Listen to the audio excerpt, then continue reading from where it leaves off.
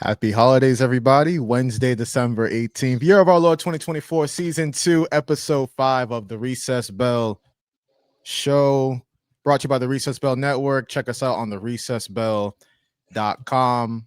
Thanks to everyone that's a part of the community, has tapped in with the website, has followed us on socials. That is on Twitter or X, YouTube, Instagram, and TikTok. Search at the Recess Bell. No spaces. Be intelligent with it. Joshua Umahi, that's me. Kory David, that's him. What's good, Kory? Just us two today. That's just right, Josh. It is Kory. Oh, You're, Lord. you're loving and caring host. We're ready to podcast. Nah, I'm just like, nah, I'm doing good. Are you though? Are you though? Nah, I'm doing good. I'm doing straight. So Working. is that your customer service voice talking about working? Oh yeah, yeah. Look. This. Yeah. We all got that voice. Our code switch voice. It was like when like you on the phone, you just like, "Good afternoon. How you doing today? I would like to interest you in this. Like, you gotta lighten it up a little bit. You know what's funny? Ooh. You know what's funny? Because I feel Ooh. like code switching got such a negative connotation that no, it's actually when you're raised up. And like we're raised by obviously black parents. So when you're raised up, it's like, okay, when you go in space number 1, space number 2, this space, that space, you might have to, clean some things up. Like we was raised on that. So it's just funny. It has such a negative connotation. I get the need for everyone to want to be themselves. And that should never be like, you should never compromise yourself or switch things up based on the company you're keeping or the room that you're in. But I mean, we was raised to code switch. So But the best, I want to give you a compliment. It's going to sound like an insult, but it's a compliment. Trust me. nah, bracing myself. Your code switch voice is kind of identical to your real voice, so you kind of know how to balance it. Because like I be looking at him like, I know you didn't just say what's up to. I know you just said, nigga, that's crazy, and like that, like it be sounding weird. That voice, I'm like, I never heard it like that before. Because you sound, you got a professional voice. Pause. So okay, so my voice is just naturally professional. Is what you're saying? Yeah, you sound like you meant for radio. Hey man, I have been told that I'm just I Like, don't clearly I got a face for radio, bro. But I at least like, have a voice for radio too, bro. I appreciate that. well, like people who know me know that like I can sound like very. I'm one of the few. My voice pause is like a chameleon, where some people say, "Man, you sound very professional." You got some people say, "Yo, people have mistaken me for being from the South. People have mistaken me for being from the West." I'm like,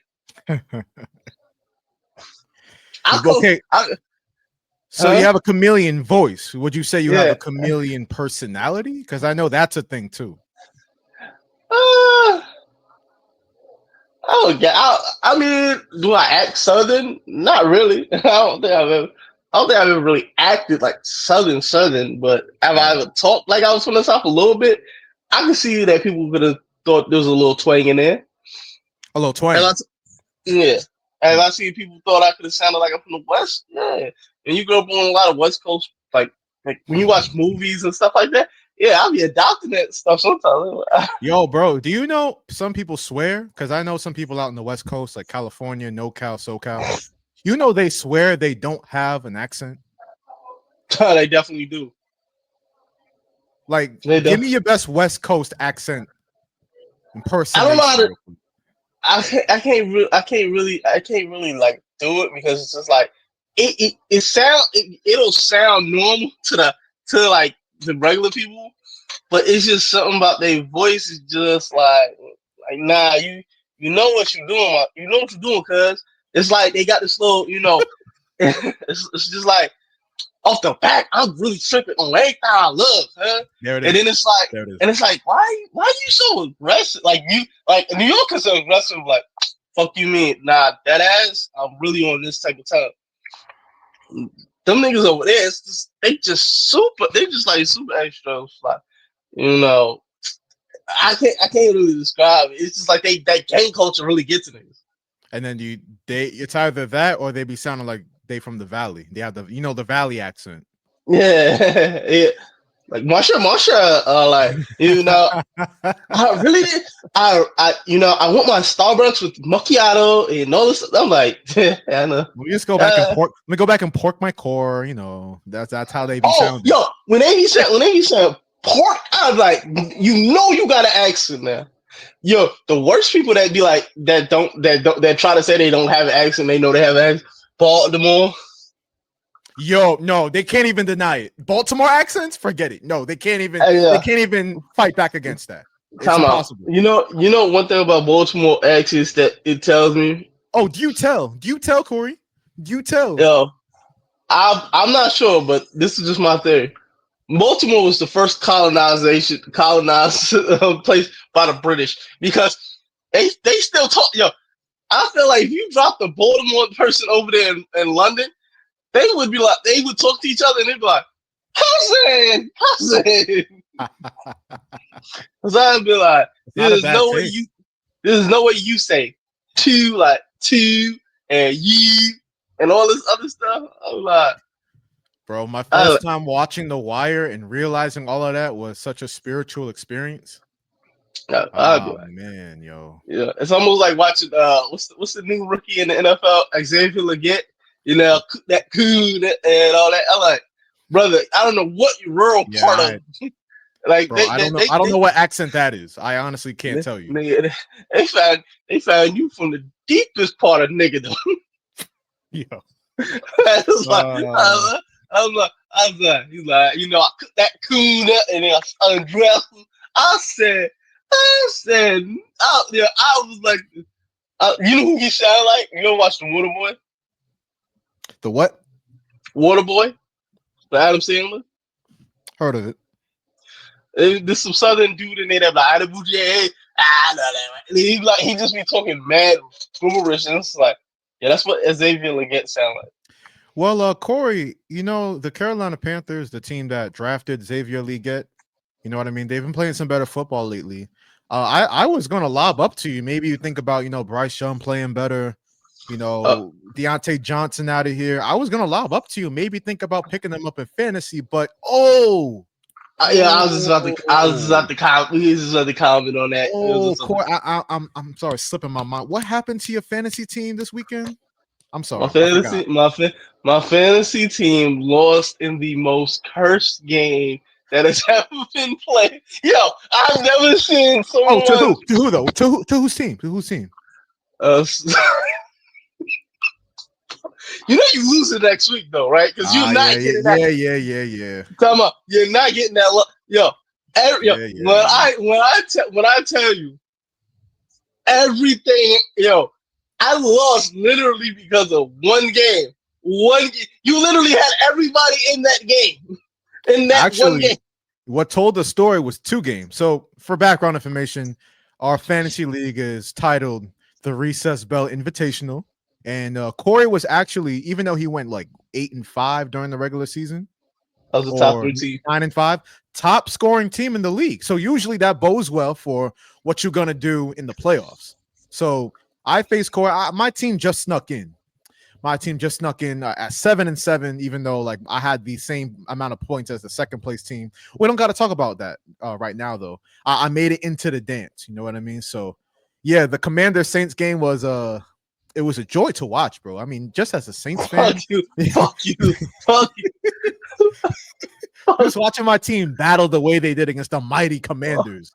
The left hand up. Who are we? The Commanders. But we stood tall, bro, and we battled till the end. Nigga, you better sing that song like you mean it. That they saved your life. Say that song. Who are we? The Commanders. Yo, shout out Jaden Daniels. Shout out Scary Terry McLaurin.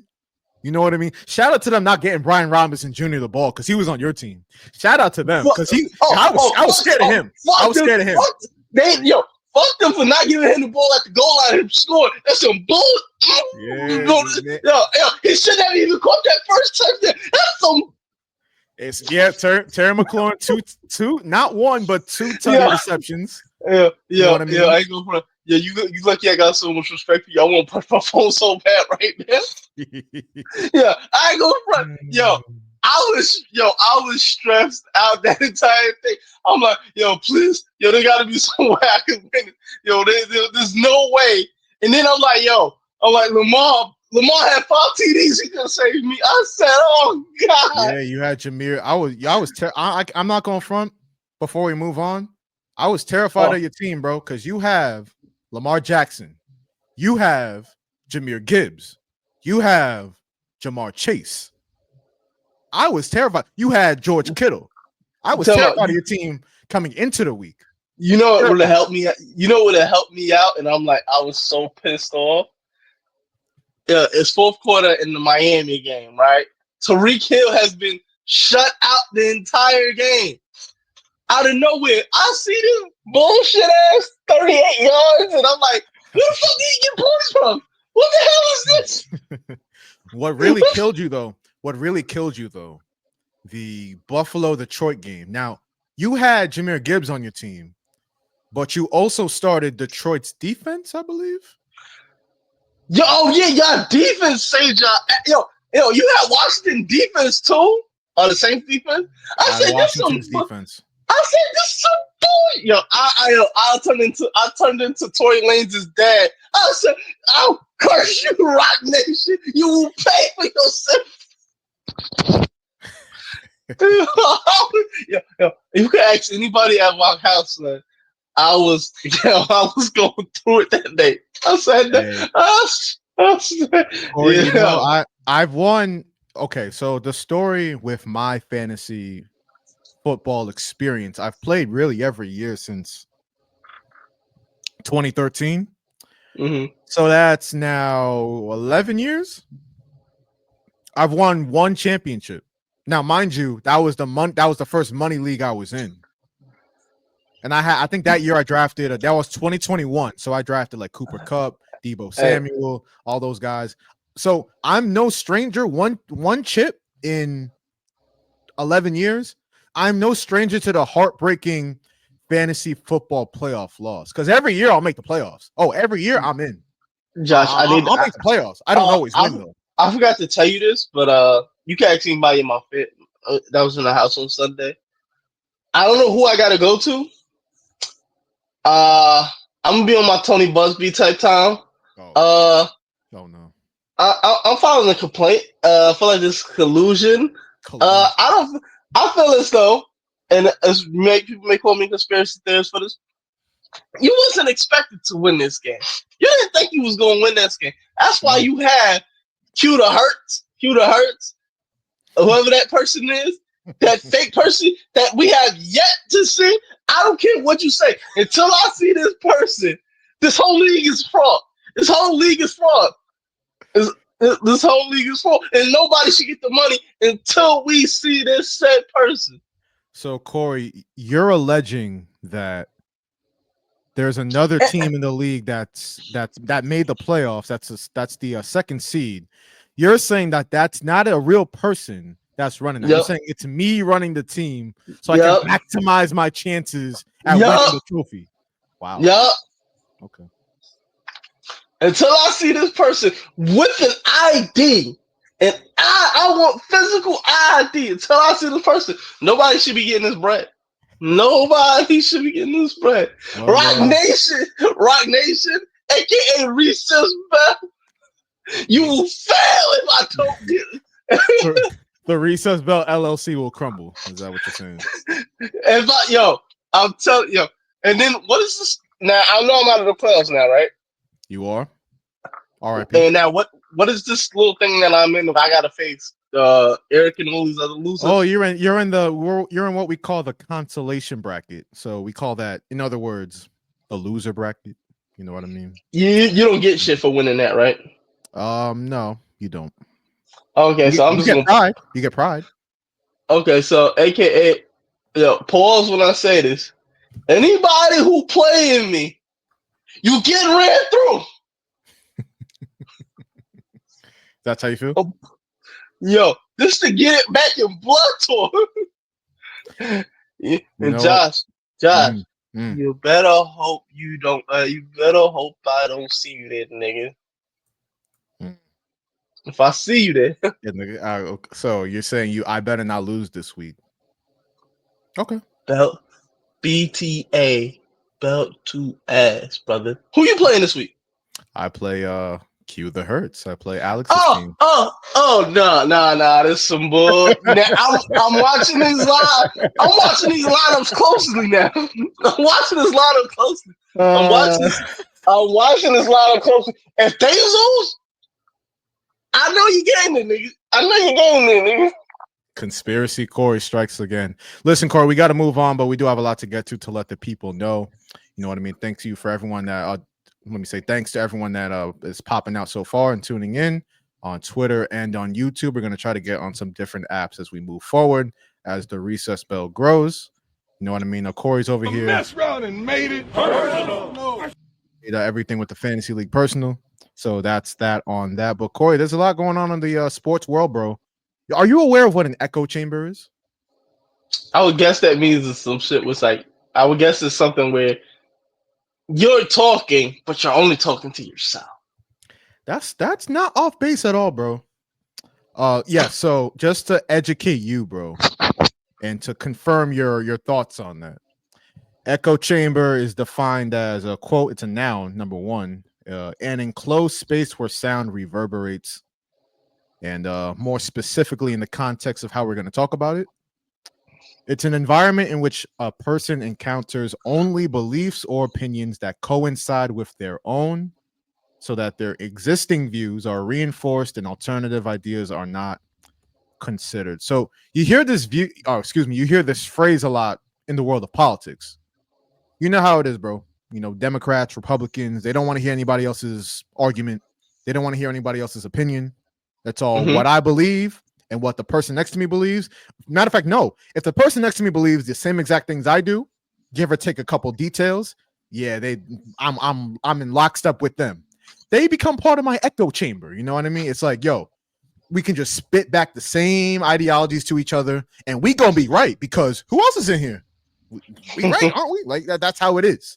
So, but that's politics.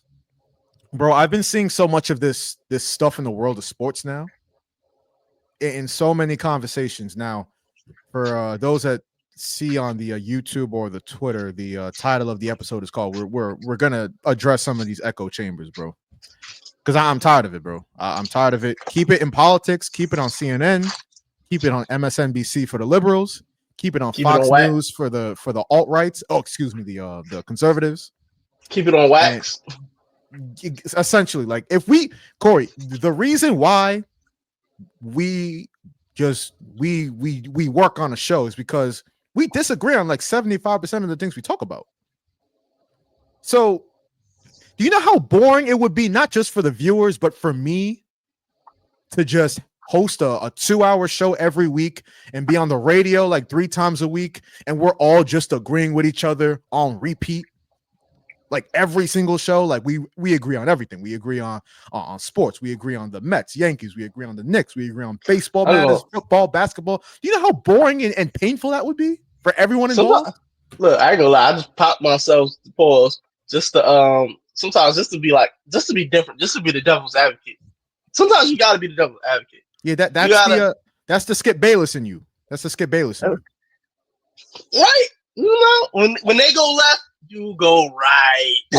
when they think up is good, say nah. Down is where that. So with all that being said on echo chambers, bro, I guess I'll start today with. Let's start with the NBA Cup. You know what I mean? Because we got a lot to get to. We got Caitlin Clark, more stupid ass discourse to talk about. We have Travis Hunter winning the Heisman Trophy, and congratulations to him, number one.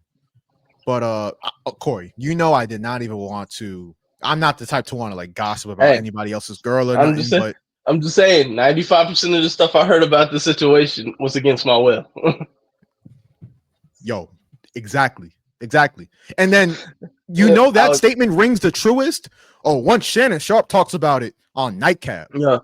Forget it. Oh, forget it. There's 3 things this week I've been like I you know how you ever seen that movie The Bird Box, with like the scene where they got the guy's eyes open and to look outside? I mean the lady opened the lady's eyes and look outside. That Mm. the Travis Hunter and his girl situation, Remy Ma, Papoose, Cardi B, and Offset. I was like, Oh my god, yo. I ain't gonna hold you. Yo, you ever seen that episode of the Boondocks where Martin Luther King came back? He said, "What's wrong with you niggas?" That's how I Bro, felt.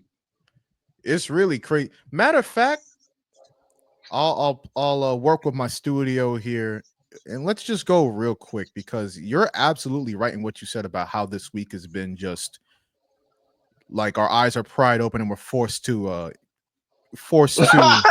take in these things. Because yesterday I saw this tweet glance across my timeline. Right now on the Recess Bell page, I follow everybody. Like I follow female opinions, male opinions, hip hop, rap, sports, politics. So people will retweet a lot of things on my feed. So I assume that again, I'm not all the way into the Cardi B, Offset, TMZ, the shade room of it all. But I've seen this tweet pop up, and let me just read this out loud for our audio audience. You know what I mean when this gets podcasted. So this tweet that Cardi B quoted says, "You actually call yourself a perfect 10," and Cardi says, "I didn't, but I am. Pretty face, pretty frame, little feet, smell good, never got an odor, even when it's that time of the month. Got that got that grippy, street smart, a hustler, rich AF, a God-fearing woman. Baby, I can upgrade a man life and buy yours a perfect 10." Like you said, Bird Box, against my will, bro. It be like that. I'm like, That's all I gotta say. I could care two less things about what's going on in the Cardi B and in life. Like I'm like, it don't pay me no mind. But if I got to comment on it, I'll comment on it. You brought it up, so I felt the need to put that out there. But I did want to start today with the NBA Cup. You know what I mean? Shout out the Milwaukee Bucks. They won that $500,000 that you get for winning the NBA Cup. So I seen the thing where Giannis was like, I did this for my teammate so he could buy a house. I'm like, nigga in the NBA, he couldn't buy a house before that? Hey, little, I hate to sound like Lotto, but Milwaukee Bucks. What basically Giannis telling me is, y'all smell like brokey. If he can't get a crib and he work for y'all, sound like broke nigga to me. I mean, you got two-way players, young players, veteran minimum players like AJ Green. You know what I mean? They got some other players. Andre Jackson Jr. is a young guy that they got. So they haven't really. Okay, so in the NBA, until you hit that second contract, even though it sounds like a lot of money to us, you don't really have nothing until you hit that second contract. So I guess Giannis is talking about those guys. But still, I mean, Giannis, what did he say about the NBA Cup last year? The rich get richer. Respectfully, y'all got paid. Yeah, them getting paid $500K. Y'all got literally paid WNBA players' entire salary. And you telling me before that you couldn't? You telling me before that you couldn't buy a house? That's crazy work. Winner chicken dinner. What the hell was that? Winner chicken dinner. That's probably what he said last night. That should sound like somebody from Yugoslavia. Hey, don't be. Hey. Shout out my guy Giannis, man. But on that point, winner chicken dinner. That's actually what I wanted to kind of transition into because last night's game, the Bucks beat the Thunder in this whole NBA Cup showcase, right? This is Adam Silver's crown jewel. This is one of his ways to try to inject some energy and some interest back into the NBA fan base, right? He's seen what soccer is doing. Like, let me try to implement that. Absolutely. So I just found it ironic. I found it so ironic that yes, the Bucks and the Thunder, and you got 3 superstars. You got Giannis, you got Dame, you got SGA. You got two of the best teams in the NBA. You got teams that are so skilled on both sides of the ball. And it's in Vegas. It's a showcase. It's a neutral site. The court looks beautiful. They have, certain celebrities at the game. I did see Cameron and Mace at the game. And Stat Baby. Shout out Stat Baby. I did see them at the game. Come on, killer. It is what it is. But I say it's all ironic, Kory, because yes, yes, whatever reason you want to point to NBA viewership being down, you know what I mean? Whether it's the COVID era residuals, the lack of a transcendent American star, allegedly. We'll get to all of that in a moment. But I just find the fun, and another reason people point to is, oh, there's so many 3-pointers going up. People just launch threes. It's 20, 33s, 43s, 53s going up a game. You know what I mean? I found it so ironic that the NBA is putting out this NBA Cup to inject fuel and energy back into the NBA fan base to drive interest back up because the ratings are down. And what do you have as the main story during and after the game? The Thunder missing like 200 million threes and losing the game for that reason.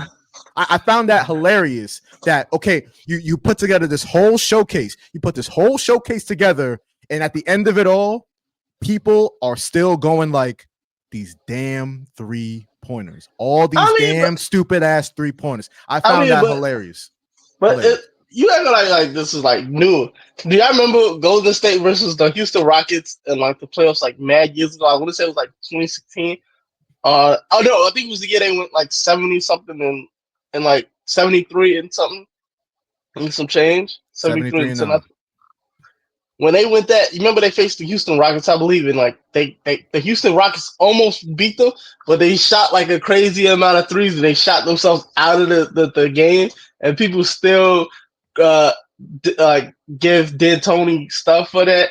I'm like, it's always gonna happen.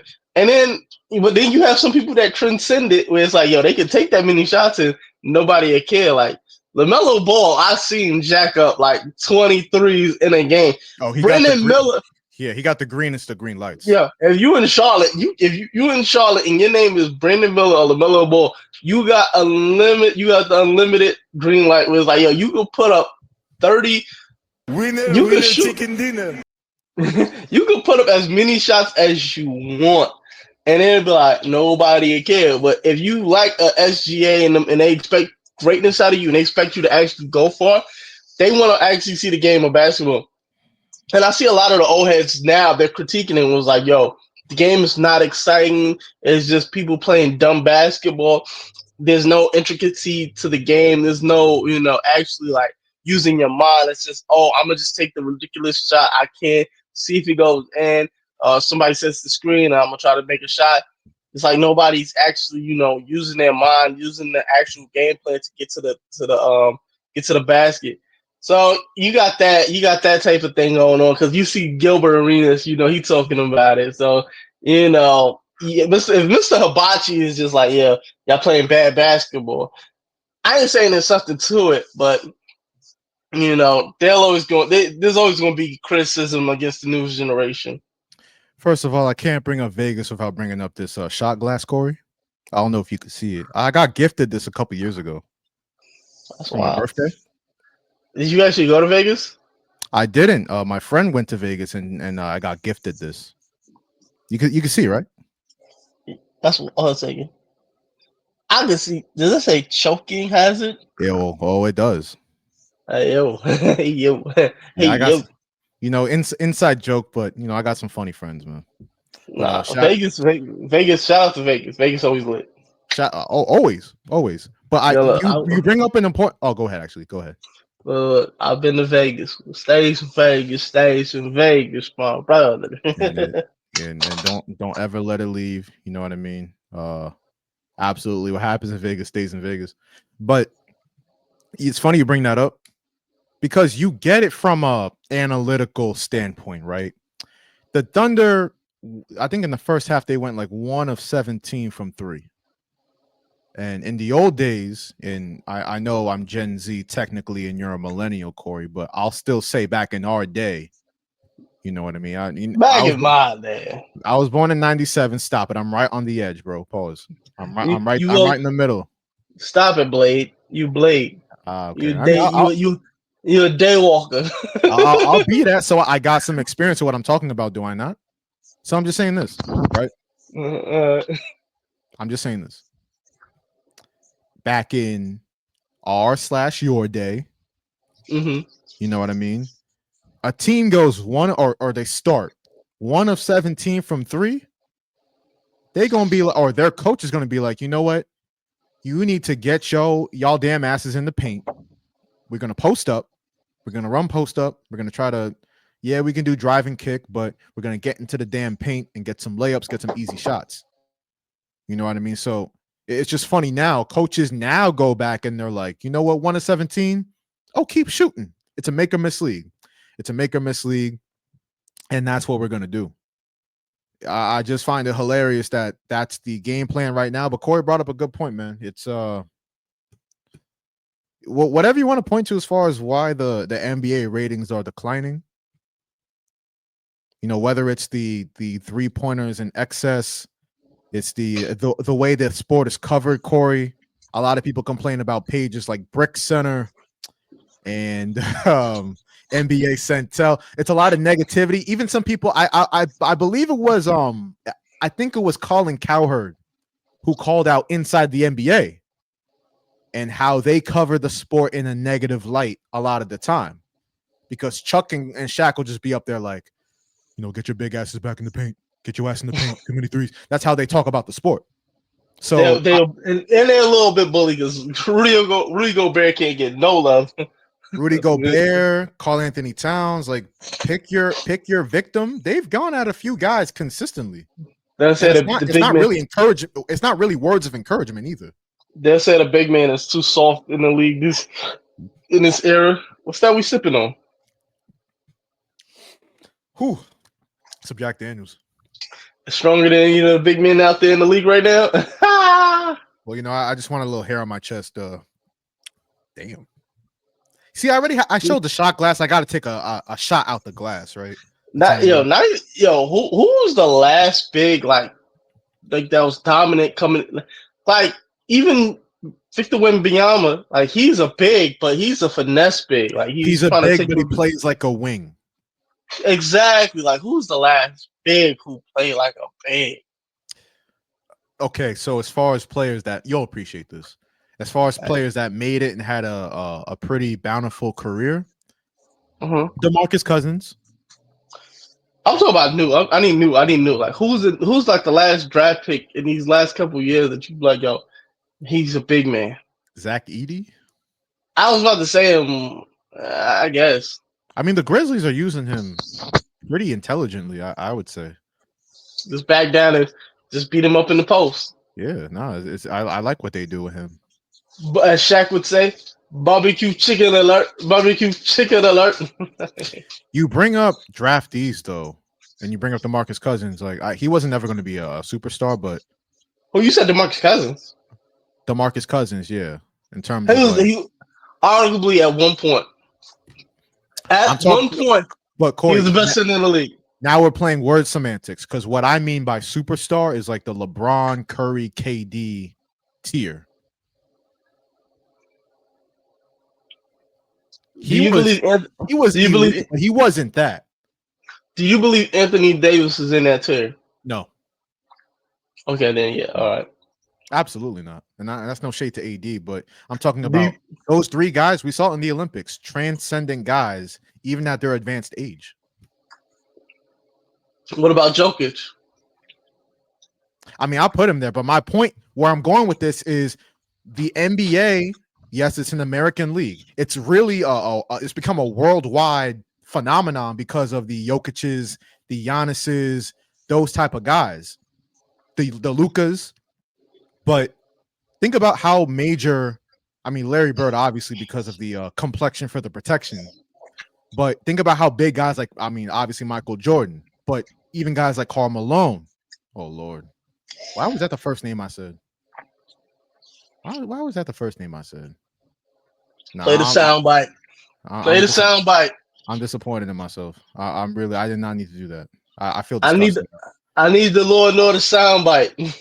I don't got that one in here, but I got this. Oh my God. I thought this was a classy party. Oh my God, bro. But yeah, I know, bro. I feel disgusting. But anyway, Charles Barkley, Isaiah Thomas, those guys, because they were homegrown American stars that went to school and came up through the league organically, and they marketed themselves. You don't really have that. You have like LeBron and Steph and KD were really the last. What I'm trying to say is like, where's the next American star? I saw a post that said it was really for the 2020s. I mean, yeah, but it was supposed to be Zion. They just couldn't predict Zion being a weirdo and somebody that never plays. A fact, and he just don't work out. And overweight, exactly. So it's so. I was like, to me, like there's only about like four names I could say that like, yo, if I'm predicting who could like be that American player, it was supposed to be Zion. Yeah. You look at Ja kind of ruined it with the gun thing. He trying to rebuild his reputation back. To me, it's down to either Tyrese, Mr. Snow, and his Tyrese who? Tyrese Halliburton, who people thought was going to be something, but yeah, he's struggling. Tyrese Halliburton was once in your eyes. He could have been the next American superstar. I mean, that was hyping him up last year. It was like putting him in MVP conversation. It was not me. Those people. I would say they're not my type of people. No. Another person who I was like, yo, he got the pale. He just be hurt too much. LaMelo. The only person who I think could possibly do it is probably Ant. That's where. Okay, so I had a small text exchange with a friend earlier today, and we was just thinking about like, why hasn't it happened for Anthony Edwards yet? Is it just the fact that he hasn't really won? I mean, he got the same problem as LaMelo, but not the injuries. The immaturity off the court stuff. Yeah, the immaturity gets in their way. Like the video with the I would say the sensitive. I don't want to say sensitive nature. He used the anti-gay slur. He used the anti-gay slur. No, he didn't even use the anti-gay slur. He just frowned upon their lifestyle. He said, "We can't do that over here." It was just like, yeah, no, it seemed very homophobic. That's what it seemed. And so you got those type of situations. So yeah, the person who I think is the next American basketball superstar, unfortunately, it's not coming from the NBA. The next American superstars are the Angel Reeses, the Caitlin Clarks, the Juju Smiths, the Paige Beckers. Juju Watkins, my bad. I said Juju what? Juju Smith, like he was about to say Juju Smith-Schuster. You conflated your Jujus. I think I was talking about the kid who committed to Colorado, the quarterback. But Juju. I said Juju. Is Juju Watkins? Juju Watkins, yeah. Juju Watkins. Like the females are killing it in that department. And you talk about post game, they got post game. Like Angel Reese's whole thing is built on her post game, even though people try to call her, they try to say something about it. But it's like, yo, low key, they got the drama, they got the players, and it's Americans that are like leading the charge in that sport. There's not too many Europeans dominating in the WNBA right now. So we'll use this as a transition to get to the WNBA and on our topics on that today. But this is why I started off this conversation with the definition of an echo chamber, right? Because I've heard, and again, I don't think it's just one thing that you can blame for the declining viewership for NBA games. I don't think there's one thing you can say, okay, that did it, or this did it. I think it's a deep multitude of factors. But I find it funny when, I made a comment about the conservatives and some of them be the alt-rights. You know what I mean? I made a comment about that earlier. So it's funny how often I hear people say like, oh, the NBA, they got too woke, because people have hijacked the meaning of the word woke. Don't woke it up. Don't woke it up. Don't woke it up. And whoever was that broad, I'll say broad to describe her. Whoever was that broad that told LeBron James shut up and dribble, like it was that. They've been so hypocritical in that statement because like, hey, it's stick to sports when it's this, but then when you got Kobe Covington coming out and saying all this other stuff in the MMA world, and it's like, oh no, it don't apply to him. He can say what he wants. Nick Bosa, he should be allowed to wear his hat and everything like that. They don't gotta stick. Certain people don't gotta stick to sports. You're 1,000% right on that. But and shout outs for Kobe Covington for getting his ass whooped, talking all that shit. All bark, no bite. What else is new? But that's what I'm talking about. It's hypocritical, but it's funny that is the reason that so many of that's what they're clinging to. It's like, oh yeah, they got all politicized and now we don't want nothing to do with it. So it's no surprise that the viewership is declining. That's what we call an echo chamber. Because if you ever if people like that were like, oh, politics ruined the sport of basketball and it killed the interest in basketball. If you tell that to a real NBA fan, they're gonna laugh in your face. Like, what are you talking about?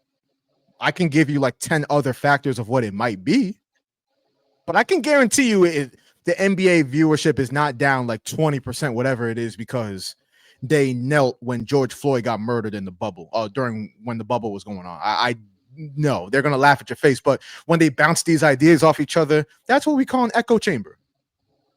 You know what I mean? So it's funny that that's gotten to be a popularized reason, in quotes, about why the NBA viewership is down. Like we gave a lot of factors, like lack of a transcendent American superstar.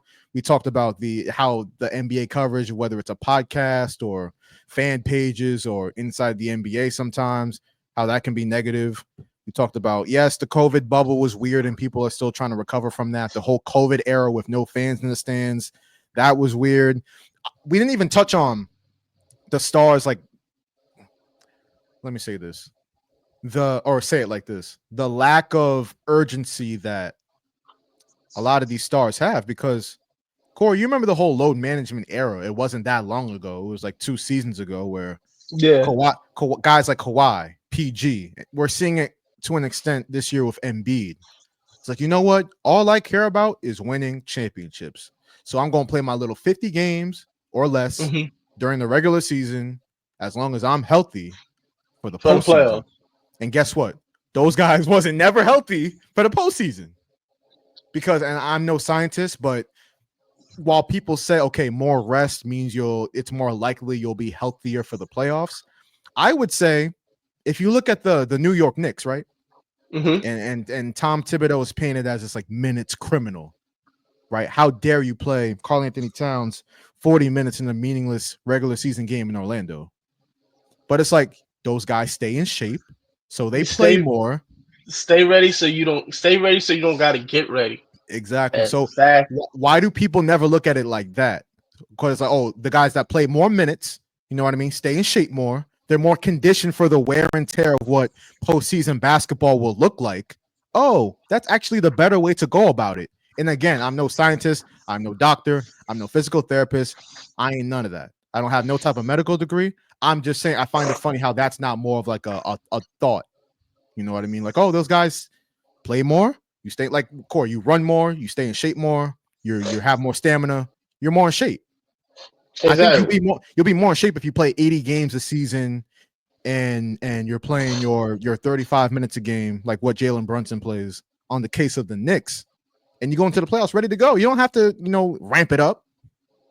That's all NBA stars and these front offices talk about. Oh, there's got to be a ramp up process. Joel Embiid's got to get back on the court, but ramp up process. Kawhi Leonard, yeah, he hasn't played yet this season, but ramp up process. Sometimes you just play and you play and you play and you play and you play and you play some more, and you don't really need a ramp up process. You're just ready to go. You know what I mean? So I find it funny that my whole point being with that is you've seen, like, it's because they put the rule in place with the new CBA a couple years ago, the NBA. Now you have to play 65 games to be eligible to win postseason awards. Yeah, like all NBA. That's what people kind of say on Halliburton, because he wanted to get on the All NBA team, and so in order to do that, you can't miss. I think like you had to play like more than 60 games, and so there would be times where he was just out there lingering, like, I'm just out here to be a distraction, basically. But you know what's funny about that too? Because I didn't mean to cut you off, but there's a whole thing. on Pacers social media where they have his Tyrese Halliburton, they have his home splits and they have his road splits.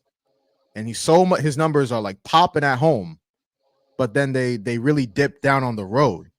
So these people were saying, and this is what really drives me crazy. I think this is a really underrated reason as to why NBA viewership is declining across the board with how fans feel about it. Because these people were talking about, oh yeah, when he's not sleeping in his own bed and he has to sleep on the road hotel beds. He's not comfortable. He has a back injury. Ain't nobody saying that. Shut! I swear to God, Kory, Ain't nobody. I swear. I'll show you during our next break. I'll show you. Come on, Josh. This is what real people are saying. Ain't nobody saying that. That's a little wild. Kory, on Pacers Twitter, it's a whole thing, bro. This is what they are doing. They're coddling the players, and then the players see that, and it's like, you think Tyrese Halliburton reads that, and he's like, whew, they have a whole excuse ready for me playing like doo-doo. I'm gonna roll with this. I'm gonna take this to the media. I'm gonna really peddle this out. My whole point being like, you don't gotta coddle these stars, bro. Like they're paid millions of dollars, and they act like, for the most part, 65 games a season. I don't know about that one, champ. And it's like, for us everyday people who are just trying to work and grind so we can afford NBA League Pass to watch y'all asses play, that kind of seems crazy to the everyday middle class fan. That's all I'm saying. Mm-hmm. That's an underrated reason as to why NBA viewership is down. I don't think it's because they knelt on the court a couple times. I don't think that's the reason. But I digress. I got a little preachy there, Kory. I know a little bit about preaching. Do you? A little inside joke there. Oh yeah. It is actually. That's a good one. That's a good one. Kory, you brought up the WNBA though, and I find it funny that the WNBA, while we're talking about the NBA viewership declining, the WNBA had their best and brightest season, and it coincided with the prospect we had all been waiting for to reach the pros. That would be Caitlin Clark. Now, Kory, for those that don't know, is Caitlin Clark fan. Whoa! Don't put those allegations on me, brother. Are you not a huge Caitlin Clark fan? As I am too. I love her game. You overdoing it. I am a fan of her game. I'm a fan of her game. Well, okay, I'm a fan of her game, but I'll say I'm not more of a fan of it as you are. What? I call myself a huge Caitlin Clark fan. I love her game. I love the way she goes about her business. I think we're fans of the equal amount, brother. All right, Kory's trying to duck and dodge, but what I'll say it. I'll say it for myself. I'll say it as a representative of the show. We are huge Caitlin Clark fans because of the way she not only the passing skills, just the overall feel for the game was unprecedented, Kory, for a rookie guard, a rookie not undersized. She's pretty tall for her position, but she don't have that real muscle that you'll see in a lot of WNBA veterans. Am I right? Exactly. Yeah. So transcendent player. And again, we have to give credit before I continue. Angel Reese is becoming a superstar off the court with her podcast, with the way she pops out to these major events like basketball games, courtside. She's outside. She's really making a name for herself in the off the court landscape. And by the way, she did finish with a historic double-double record, and she finished second in the Rookie of the Year voting. She's cool. She's cool, as Kory puts it. So lo and behold, she's solid. Right. So cool and solid is not what typically they're not the words you would typically apply to Time Magazine's athletes of the year. No, that's what I'm saying. You know, I'm saying you describe Angel Reese as cool and solid. So you're not describing her as transcendent, superstar, elite. That would go to Caitlin Clark, right? She won Time Magazine of the year, athlete of the year. Mm-hmm. That's what she did. Yeah. So I did see a lot of flowers fall at her feet for an incredible accomplishment to get that award as a rookie. Mm-hmm. You know, I did see a lot of that. I saw a lot of credit go her way, but as usual, I've seen a lot of hate. That's what I'm getting to. As usual with Caitlin Clark, you did see a lot of detractors and a lot of I call them poo-pooers that live in their own echo chambers, and they say that again, I'm never going to deny the power of white privilege. I think that's a very real thing in our culture and society. I'm never going to question that. I know it exists. I know, and especially in today's political climate, man, yes, I admit it. Joshua Umahi, admit that and not even admit, fully acknowledge and fully embrace that white privilege exists, right? But it's become a big topic of conversation around the orbit of Caitlin Clark. So you had the Washington Mystics owner step up on, I believe it was CNN, yeah, and she had some interesting comments about what she thought Time Magazine should have done with the Athlete of the Year business and the cover and all that. It's just not Caitlin Clark. It's Reese. We have so much talent out there that has been unrecognized.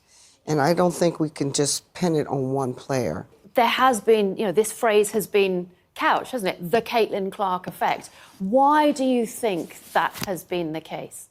Well, I want to be very diplomatic about this. It's just the structure of the way media plays out race. I'm going to be very honest. I feel really bad because I've seen so many players of color that are equally as talented, and they never got the recognition that they should have. And I think right now, it is time for that to happen. So last night, we read Time Magazine, where Caitlin Clark was named Athlete of the Year. Why couldn't they have put the whole WNBA on that cover and said, the WNBA is the league of the year because of all the talent that we have? Because when you just keep singling out one player, it creates hard feelings. And so now you're starting to hear stories of racism. When you single out one player, you get to hear claims of racism. Now, for me, and then I'll let you go, Kory. Mm-hmm. For me, when I learned about these comments, I didn't see the video first. I just saw it in text form. Mm-hmm. As she's going about explaining in the video how she feels about Caitlin Clark getting the cover, and again, this is a owner with a lot of equity in the league as a whole. Mm-hmm. Yes, you know what I mean? Yes, absolutely. So I've said this phrase so much the last month. I don't condone these comments, but I understand where they're coming from. Now, I definitely don't agree. Kory, you know how I feel about consolation trophies, Mm-hmm. and moral victories. Yeah. You know how you already know how I feel about all of that. So I think it's asinine to say that the whole league of the WNBA should have been on the cover.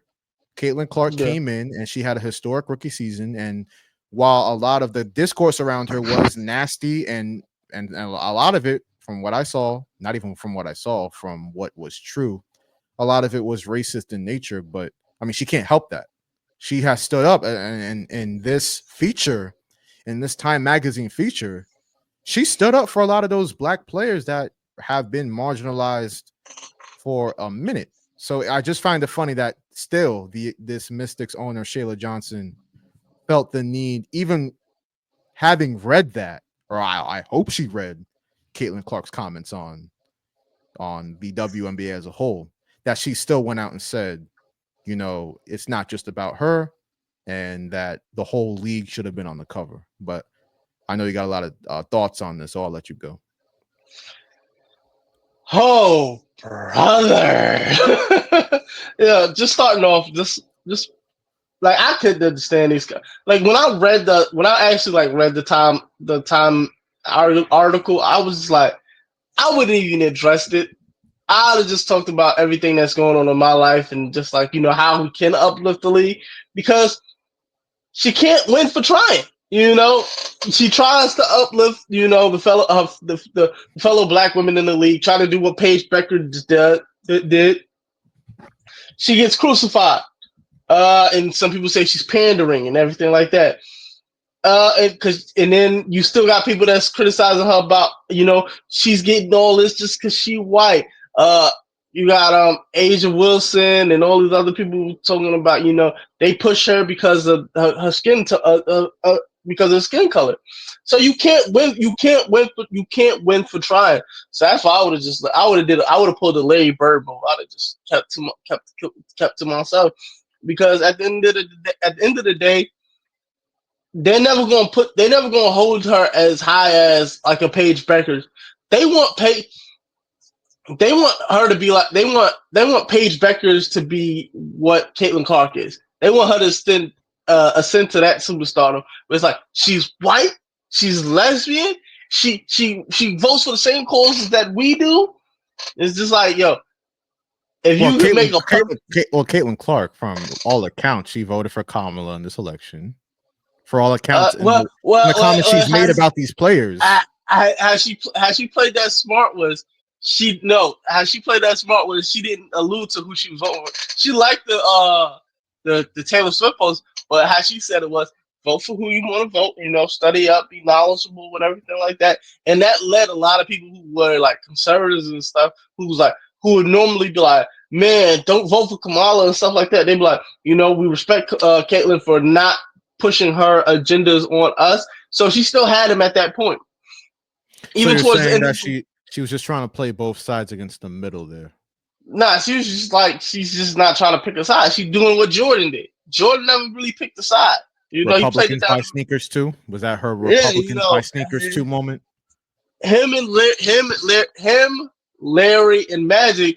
They're too big to like actually like pick a side. So it's like, they usually split down the middle. So in a way, that way they could keep that public perception of, I'm liked by everybody. Right now, Caitlin seems like she getting it from both sides. And the fact that you say that you would want big up the entire league, I didn't see anybody from the NBA saying when LeBron got it, let's put the entire NBA on the article because it's not just LeBron. No, I didn't see that. So why are we only doing that for Caitlin? That doesn't make no sense to me, because if you look at it, who generated a lot of like the articles and stuff? Asia Wilson had a heck of a season. Congrats to her. She was not. No offense to her, she don't got no motion, my old guy. You had Kate Martin, who was on her team, who was a bench player for the Las Vegas Aces, outsell her in jersey sales. How you got a bench player outselling the league MVP in jersey sales? What'd that tell you? She got no motion. I think we just figured something out through your comments. I think we just answered a question retroactively on this program, bro. What? I think we just figured out how to fix the NBA ratings. We need a country bred, complexion for the protection, white. We need a white young superstar to come and rock the NBA, bro. I think you just cracked the code. Well, unfortunately, that's what they was trying to do. They trying to do that with this kid Cooper Flag, but he ain't got the source. Unfortunately, it's okay. It's unfortunate. Right. It's unfortunate. You don't think Cooper Flag has star potential in the NBA? Nah. What have you seen to back that up? Because a lot of people preseason was saying like, "Yo, this kid's next up." No, I just see a lot. Like he doesn't jump off the page to me. In college he doesn't do that. And I think another reason why, what will crack the code? Unfortunately, I hate to say this. Get rid of the one and done rule. Put the same measures that you have in the in the NCAA women's side, where like you got to do 3 to 4 years, because it helps build those rivalries. So when you come in, you have a brand. Like Caitlin Clark going to Iowa and playing against that competition, she's coming in and she has a brand. That's why you can root for her that's why you can root for her like a Larry Bird. Because when Larry Bird and Magic did their thing, if you look at it, He was at Indiana State. Magic Johnson was at Michigan State. They played there for multiple years, and that's why they was able to have a rivalry. You know, when they played in the championship game, people were like, what's going to happen when they get to the league? It's going to be crazy. I don't hate that. Same thing with Angel Reese and Caitlyn right now. It's because they had a brand over the top. They were able to build a rivalry. You're able to build rivalries in college and build brands in college. Because guess what? Michael Jordan built his brand in North Carolina, so that helped him elevate. There's only a few guys who you say, you know what, he can go straight to the league, like a LeBron, because he was so hyped up. Like, we've never seen anybody hyped up like him. And people could say Zion is kind of hyped up like him. No, he was not. Unfortunately, he was not as hyped up as LeBron. You had to be outside to understand how much LeBron James was being hyped up when he was at St. Vincent St. Mary. Yeah, and so I'm like, even Allen Iverson had to go to college. Like, people were able to build these brands in college. You have to start in that. I think you have to, in order for you have to start in that aspect and build it up the right way. That's why the WNBA is. Now, people can make these jokes that it's not flourishing, but that's why people watch it, because people are building these brands. Like, you see Juju Watkins right now. People like, yo, she's going to break Caitlyn Clark record. And she can't even come out until, like, she's not coming out next year. I think she got another year or two. She do. After this. So, yeah, she's going to take her time, get her NIL money. So you got time to actually grow with her. You got time to grow with Hannah Hidalgo.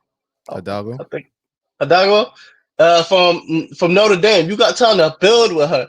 Paige Beckers, you had time to build with her through the highs and the lows. So that way, when you see her going to the WNBA, you watch the WNBA draft like, oh, she going to Dallas? Let's see how she's going to interact with Arike Ogunbowale. You know? Like, I ain't gonna hold you. I got put on. Like, bro, when I tell you I was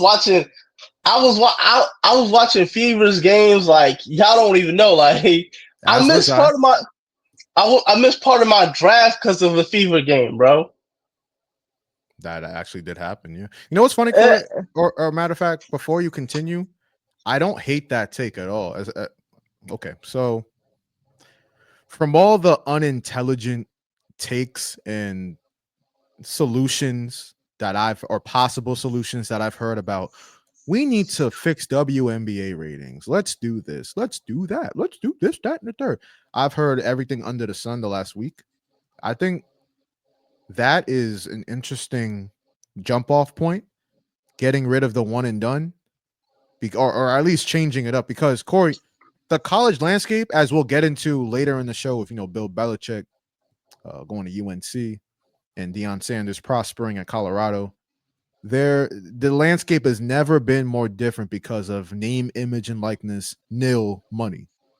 Right? It's never been more different. So don't you think the incentive is there, even if the rule was not changed? Don't you think the incentive is now there for, college stars, like say Keon Anthony coming out? Like, why, if you're Keon Anthony, unless the NBA ego. Yes, but if I'm Adam Silver, and what you're saying about Caitlin Clark and Angel Reese and Camila Cardoso and how they came into the league with those brands and those rivalries and that history built up, and you saw the spark plug. Now, a lot of that was due to Caitlin Clark, but you saw the spark plug that happened in the WNBA. Would you not think that would be like one of your top two solutions to go to in the NBA? If you're Adam Silver, I would think so. But the thing about it is, right, it's not just building the brand. It's also this. I don't know. It's like watching wrestling. I'm a big wrestling guy. What we have in the WNBA, I like to call this my league now, is we have stories. We have compelling stories. Like, we have a situation where I want to say Mayberry from she was on Chicago. Then she goes to Connecticut. You have the whole situation with Marina Mayberry. Marina Mayberry. You had her going in, talking crazy, spicy in the playoffs. You got Dejanay Carrington playing her girlfriend who's on the Indiana Fevers. We got stories. We got Look, I'm trying to think of like a top story right now in the NC as far as like the NC. Oh, what's gonna happen when Flage comes out in the draft? Because she has those problems. There's been conflicting stories about her and Angel Reese's relationship. Maybe they might not be as cool as they once were. You got Rakia Jackson, who they got baddies now and then. It's like you looking at that. You got stories. You got her. You got Rakia Jackson, Cam Brayton. How can they build over there in the West? We have stories and rivalries actually mean something in the So WNBA. what Like, I'm one second. what I'm hearing from you, Kory, is that you just want to bring Rachel Nichols back and bring her the Shade Room style NBA show Not, back to ESPN, and you want those no, storylines and you want the but, drama to come back. You want those Jimmy Butler cat stories to return. no, the thing is, I don't need those stories to be told in the media. You can tell those stories. It's like watching wrestling. You can tell a Organically. story through. You can tell a story through a match. Like when you watch, you look at what the WNBA is. They don't have to overtly cover Angel Reese and Caitlin Clark's rivalry, but you know what they're going to do? The first game of the season is. Yep, we all know it. Sky Fever. Caitlin Clark, Sky Fever. Oh, I wonder. And then guess how many? Guess what? How many times do you think they played them this year? All four times. They played 5 times. Five times. They put an They extra got one them in there. 5 times. They going. And I know for a fact you gonna schedule them versus. They got a couple games against in Connecticut, and you got the whole thing about Stephanie White. Who's a former coach now coaching their team. That's a great hire, but that's an outstanding hire by the Fever. I mean, bro, you got stories you don't have to tell in the media.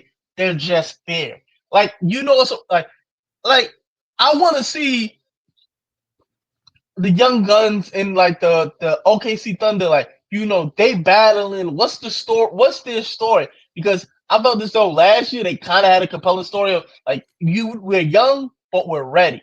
They were like, the youngest 1 seed ever in the NBA. Yeah. I'm not hearing those stories involving Phoenix. Like they basically just done. It's like, yeah, y'all had your moment in the sun, but now it's just done. LeBron James, he's not really drawing in those stories no more, so it's not really a rivalry now. Where is that? I hate to say it, and this makes sense. Where is the hate? I need people like I know y'all. I know it's a fun game, but I need those rivalry back. It's like that's why the New York Knicks when they was on a run, they felt special because it was like no matter who you were, we're coming in there battling. We don't give a fuck who you are. Like when they played against the 76ers, I loved it because they hate. It looked like they hated each other. Absolutely. Joel Embiid trying to injure people, and we like fuck that. We gonna win this game off pure hate. No, that was the best playoff series last year by far. I think you're onto something. That's what I've always said about the rivalries in the NBA. And then look, you look at the Knicks versus the Pacers. You remember when Tyrese Halliburton said, "Yeah, this is my shit," and then they won, and then Jalen Brunson came back and he won the next game. He said, "No, yeah, this is my shit." I love that type of stuff. I love that type of energy. I think you hit the nail on the head. I think the most important thing that the NBA needs is the rivalries to be back into play. Because I know the old heads remember Jordan versus the Pistons and Isaiah Thomas versus Jordan, and within that rivalry. And even in the 2000s, the Lakers and the Celtics were a real rivalry because they went back-to-back championships. Even the mini rivalries, like you had the Lakers and Nuggets, Kobe versus Melo face off a couple times. You had a lot of the mini rivalries, Celtics Pistons in 2008. You know what I mean? Bron versus the entire East. Exactly. Well, yes, but I think you're onto something. I think, and Kory, when do you think the NBA peaked? This is the last question before we go to break. Like, when was the last year that it was like, yo, it was the league? When was the NBA's peak? Like, you were watching it and we were like, or you were like, we are never going to get it this good again. In hindsight. 2016, 2017. Yes, exactly. Like, right before KD did that, right before, like you wanted to see what was going to happen with you wanted to see what was going to happen with KD going to the Warriors, but you felt it was a lopsided advantage because, like, man, when it was the Cavs versus the Warriors, you felt hate. You Yes. felt the rivalry. Thank Like you. So you remember you you said, remember, yeah. Go ahead. you remember when you seen Braun Black Curry shot and he looked at him like, Yeah, yeah, little yes. nigga. I was like, Yes. You hit the nail on the head. So let's just say, for the lack of for just leaving Kevin Durant to the side, 2016, I could not agree more, because you had an American. I don't mean to just throw Europeans to the side. They got game. You had LeBron and you had Steph, who came up organically. You had Steph Curry, once he became a superstar. And again, what do you want to say? Kyrie and Love was hurt that first year. Hey, Steph beat LeBron. Steph was on top. You got David versus Goliath. The guy who was like the average common man versus this super freak athletic guy. Who will win? And then the fact that the Golden State Warriors are having the best record of the time, and then they have they up 3-1. How can LeBron actually do this? What's going to happen? They come back. The Cavs win. It's their first championship in championship ever. The drama, it compelled you. You didn't even bring this up, or didn't even bring this man up, but what also helps is you have a real villain in the middle.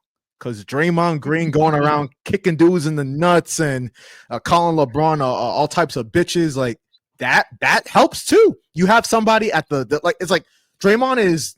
I'm afraid, Kory, in the NBA, and I hope this isn't true, Draymond Green might be the last heel, like the last true heel. Like, I don't care what you got to say. I'm going to do my podcast after this game. I'm going to do whatever. I'm going to punch out Yusuf Nurkic. I'm going to do all of that. There's only one person. There's only one person in the league who can carry on his legacy. But I don't know if they're going to keep him in the league too much longer. Isaiah Beef Stewart. Hey man, I would love him as a Knicks trade target, actually. He's the last enforcer. Like, because remember the story about him just like, pregame, like, I'm just gonna come up and punch this guy in the face, and then he got arrested. You remember when he got cut by LeBron, and then he turned into a defensive end. And then I remember a moment. There's a moment. It's kind of it almost felt like a passing of the guard moment. Him and Draymond got into it, right? Draymond didn't want that smoke with that young man. Yeah, that's a good point. Draymond got smoke for everybody else, but the second he saw Isaiah Stewart walk up to him face to face, he was like, "My fault, little bro. My fault, little bro." I knew Isaiah Stewart was really like that when I forgot he got into an argument with somebody, and he just looked at them like, "Want to go in the back?" It was like, "Yo, we could go in the back." Yo, I was like, who is this YN? Kory, you know how I always feel about this topic. And again, I'll quote Matt Barnes, a philosopher. Matt Barnes: violence is never the answer, but sometimes it is. Right, exactly. Sometimes it is. Sometimes you just gotta. Sometimes, in the great words of the Chappelle skit, sometimes you need a little hate. Need some hate. I need rivalries. I need intensities. I need drama. I need cinema. I think we just cracked the code here. I think Adam Silver really got to think about us working in the league marketing office. I think we might gotta, because you're a wrestling fan, you might just have to apply some of this wrestling rhetoric to the NBA. I'm not the first one to say this. Paul George said it on his podcast because they had what's the name, Vince Staples in it. He said, y'all need to start acting like it's WWE. Get a little hell action. And I'm like, and I'm thinking about it now, right? Because people always say, the All-Star game used to actually mean something back in the early 2000s, 90s, 80s. You know why? You know why they meant something? Hate. You had the East versus West. I remember when people was wearing like their jerseys, like, they say, they'll be like, who the best point guard in the West? They'll be like, oh, that. And Jason Kidd. Nah, I'm the best point guard I'm the best point guard in the East. I'm really the true best point guard. It was feud off of who is the best. Like, you had guys in the West and the East trying to prove who were the best. Now it's a glorified Harlem Globetrotter game. Like, I need to see who I think could carry that. Who I think it could carry the All-Star game? It's the young cats. The young cats who people like, you You think he the best? No, I'm really the best. Yeah. You know, like, because I can see a LaMelo and Edwards be like, yo, people always compare, on draft 1 and 2, who's better? It's like, yo, I've beaten you multiple times. I can see them going at it, like in an All-Star game, like. Yeah. All You great. remember, Yeah. I Go was ahead. just gonna say, do you remember like mad years ago when Kyrie first came into the league? You remember that rookie game that was so crazy because him and Deion Waiters was going at each other, and to this day that clip still be ringing on Twitter. It's because of that looked like a rivalry. No, you're absolutely right. All great points. You know what I mean? We're gonna take a timeout, but we will. You brought up the All-Star format. You kind of hinted at it. We're definitely going to discuss that. One NBA superstar in particular isn't really feeling it. Also, got to get to a lot in the world of football. We did promise some Travis Hunter talk about him winning the Heisman and everything that's come with that. Some NFL week 14, week 15. We're going to review some of the games that happened. We're going to preview week 16. You know what I mean? And of course, Kory, we got to hand out the Boing of the week. That's everyone's yeah, that's everybody's favorite segment. I think you'll agree in lockstep with my my award winner this week. We'll find that out. Yeah, We'll take a timeout though. I should be interested. Yeah, it will be. We'll take a timeout. We'll come back. We'll do all of that. All right, sound good? All All right, y'all. The Recess Bell on show. We'll be back in a moment.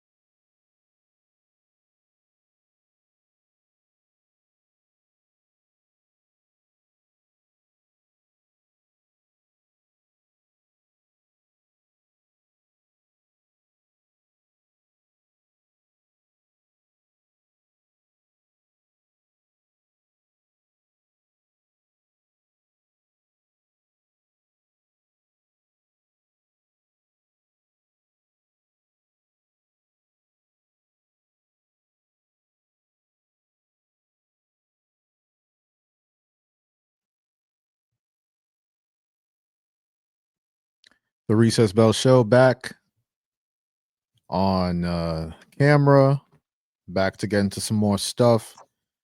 Once again, the Recess Bell Show on the Recess Bell Network, presented to you by therecessbell.com. A lot of cool stuff on there. We just shouted out Kory, Young Ness. He put out his album titled Mama Puedo Solar, or Volar, I should say. It is a 6-track, 5 tracks or so EP. You can listen to that on the recessbell.com. I published Young Ness's article yesterday. Also penned a piece on managing mental health and family trauma during the holiday season. Kory, you know I'm a writer at heart. You know what I mean? So every now and then I'll put some heartfelt content out there, trying to help the people out that's going through stuff. The healing journey, that's what that post was part of. So definitely feel free, therecessbell.com. Check that out. You know what I need in my life, Kory? You know what I really need in my life? What? I need a producer. For those that don't know, I don't only just host this wonderful show on this wonderful platform that I founded on my own. You know what I mean? I took some bread out the savings. Kory's been along with me every step of the way. I could really hosting is hard enough. Producing these shows is like, yo, I gotta control the soundboard and everything, check the levels, coordinate everything, coordinate break times. It's a lot. I just want to give my takes and just worry about my takes. I totally agree with that, because when I had to do my own show at a certain college, you know what, Studio Westbury, when I had to do my show over there, there'll be a couple times where I have to actually produce the show along with recording, taking phone calls, doing all that little extra stuff. I'm like, I guess it comes with the responsibility of trying to do this thing, trying to actually succeed in this element. And it just be tiring sometimes. I'm like, bro, well, I gotta put everything in the wave card. I gotta do all this other extra stuff. Make sure I get the audio, and I gotta make sure the breaks and stuff are timed right. It's a whole. It is, man. So it's what you have to do if you're like us and you're trying to make it up through the ranks. But it's like imagine Stephen A. Smith being a personality on First Take and then also having a soundboard in front of him and just running everything. That's impossible. He has Molly along with him for a reason.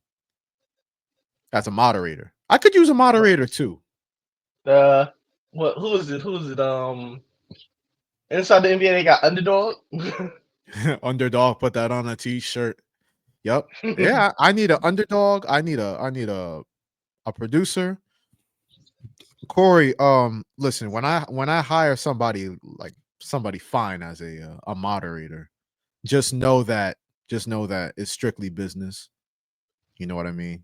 I could know, because people, you know how people get, they see okay, for example, right?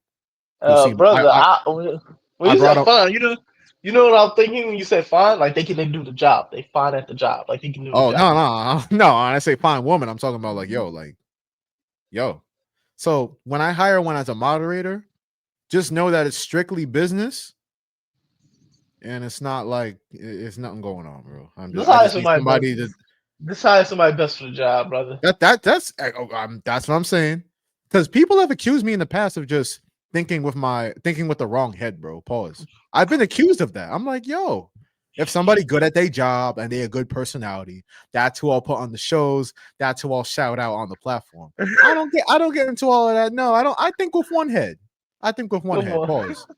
You think with one? Yeah. Oh my God. It's crazy the things you'll get. No, it's crazy the things you'll get accused of when you a CEO. They painting you in this bad light. Yeah, listen, man. It's Kory. It's war on CEOs right now. I don't know what's going on. It's war on CEOs, man. I don't know what's happening. You got Luigi waiting outside WHPC studio. Hey, who knows? I might. Your takes are horrible, man. Your takes is horrible. No, that'd be crazy if nobody get any ideas, but if I just walk out the studio and somebody take me to the boom room real quick. The upper room. Yeah, nah. Don't need that. Don't need that. I got a long and prosperous life ahead of me. All right, Kory, We got some bread coming. We got some bread coming your way, right? Oh yeah, absolutely. And by the way, that'll be listen, I'm gonna hire people in 2025. I'm tired of doing everything on my own. I'm tired of it. Yeah, you heard that. I'm gonna get paid in 2025, y'all. Kory, you've been getting paid already. I don't know what you're talking about. I don't know what you're talking about. He coming up with these woke media lies to the mainstream media. That's what you doing. All right. I don't know what you're talking about. I don't know what fake news you pushing out right now. Kory, shout out to Travis Hunter, a very deserving Heisman Trophy winner. Although Ashton Genty, I thought, had a very compelling case. You know what I mean? But it went to Travis. The two-way value on offense and defense was too much for the voters to turn down at large. 92 catches, 1,152 yards. Receiving as a receiver, that's 12.5 yards per reception and 14 touchdown catches, in addition to being a lockdown corner with 32 tackles, 4 picks, and 11 passes defensed in 12 games played. That is elite two-way play in football. Usually you hear that phrase in like basketball, like, oh, two-way player, the Kawhi Leonards, the LeBron James in his prime, or baseball now with Shohei Ohtani. I never thought I would see this level of elite play on both sides, and it's not the NFL yet. He'll be a top 5 pick, but I never thought I would see it in college football like this. I'm hopefully I'm scared though, because I feel like he might have a Steph Curry effect on the league, on college football. You have guys like, hey, I'll commit to your school. Let me play both ways. Let me go a little time on offense. I need some offensive snaps. I need the ball in my hand. Right, and that's the reason why, because Travis Hunter's detractors on the field. We're gonna get to his detractors for his business off the field in a moment, but for his detractors for his play on the field, they'll say like, "Yo, he played both ways, but he really wasn't the best player at either position." I mean, that's still difficult to do. I just read the stats. He was up there. He led. I think he led power. I think he led power 4 in touchdowns. And I think he was second in power 4 in receiving receptions. Let me just say, like, leading power 4 in touchdowns when your best position is corner that's insane. Now they didn't. Now he won the Biletnikoff Award, and there was people that saying that there was a guy from San Jose State named Nick Nash who deserved it because he had the triple crown as far as receptions, touchdowns, and yards, right? Yeah. Even if you were inclined to do that, right? Travis still got snubbed on the Thorpe Award. He should have been up for the best defensive back award, his primary position. He wasn't up for that. So he got snubbed for that, and you got snubbed for that. So I thought it was a turnabout of fair play. And the fact that he won the Beneric, and he won the Biletnikoff, that's impressive because you win in the best overall defensive player and you won the best receiver award. It tells you something. It tells you a lot. Yeah, and that's the biggest reason why he's the 89th Heisman Trophy Award winner. So while you would expect this, go ahead. I was gonna say them Heisman House commercials. Finally, Charles Woodson gonna have somebody there to help him on defense. That's a great point. Shout out Charles Woodson too. Like, you talk about real guys in college football, and I know he won a DPOY in football as well. You know the funny thing about him is though, the funniest thing about Charles Woodson is though, people would say that it's the same similarity what happened this year because people felt that Peyton Manning had the numbers and should have won it the year that he stayed. Yeah. Time is a flat circle, bro. We know this. Yeah. Speaking of time, you know what I mean, in life, it's a time in Travis Hunter's life. It should be one of the happiest times of his life. You know what I mean? Mm-hmm. And Kory, so me personally, right? You'll hear me say this, like, I'm not a huge TMZ, the shade room guy when it comes to topics I like to discuss on my platform. You know what I mean? I usually try to stay away from like speaking on people's, well, you've heard me be very hesitant on speaking on people's relationships, right? That's something I've never really gone into because people like, I don't know y'all too. Celebrity relationships, I've always gone off the premise of I don't know you, I don't know these people. So mind your business. I exactly. I keep my comments very surface level and I keep it pushing. But it's something interesting going on with Travis Hunter, and I'm sure the people watching have heard this and seen this a lot. This past week, the last couple weeks, his fiance, Travis Hunter was what, 19 years old, already got a fiance? Nah, I think he's like 20. Like 20. 20. I'd be like, you're like 20 going on 20. 21. Yeah. Mm-hmm. Yeah, because I know him. if he's draft eligible, he has to be going on 21. He's like, yeah, I think he's a year younger than Shedeur. Okay, so yeah, I already got a fiance at 2021. Now I'm somebody that loves to move fast, so I can't say nothing about that. I get in relationships off first dates, so I can't really speak on that in terms of moving fast. But people got a lot to say, and you know what's funny, Kory? It's real funny because remember when we was growing up. Again, yes, I'm Gen Z technically. Kory is a millennial. You know what I mean? But I'll still say when we were growing up, it was Wendy Williams, right? That would just talk about everybody's business, whether it was on radio We need a Wendy or whether it Williams was on the Wendy Williams show. Yeah. So that person in the modern pop culture now, the Shade Room. That's one of them. But the major like singular person, Twitter? no, singular person. Oh. A Hall of Fame tight end in the Pro Football Hall of Fame. Shannon Sharpe talks about everybody's business. He's the modern Wendy Williams. It's really ridiculous. I wouldn't go that far. I wouldn't go that far. Kory, no. Come on now. No, nah. Don't violate my son. Shannon Sharpe got to step to the podium because he over here talking about this very young. Nah, he defending him. He telling everybody I should leave him alone. What? Well, thankfully for everybody, I got Shannon Sharpe's comments on this relationship with people. This relationship rather that involves people 20 years younger than, or excuse me, not even 40 years younger than him. Yeah, I got these comments loaded up. Let's just take a listen to them. Young lady, like Adidas, when these people come around, there are going to be times you're going to have to sign he's going to have to sign footballs. He's going to have to sign helmets. He's going to have to sign jerseys. He's going to have to he's going to have to take pictures. You know how I know? Because when I go to sponsors, I have to sign footballs. I have to sign helmets. I have to sign photos. I have to sign jerseys. That's a part of it. He understands that. You're about to come into a situation. You're going to have more money at your disposal than you even dreamed of. And why is that? That's a part of it. And for you to say, when he's taking those talking about how long do I have to stay here all day, you should graciously and willingly stay there a month if that's what it requires.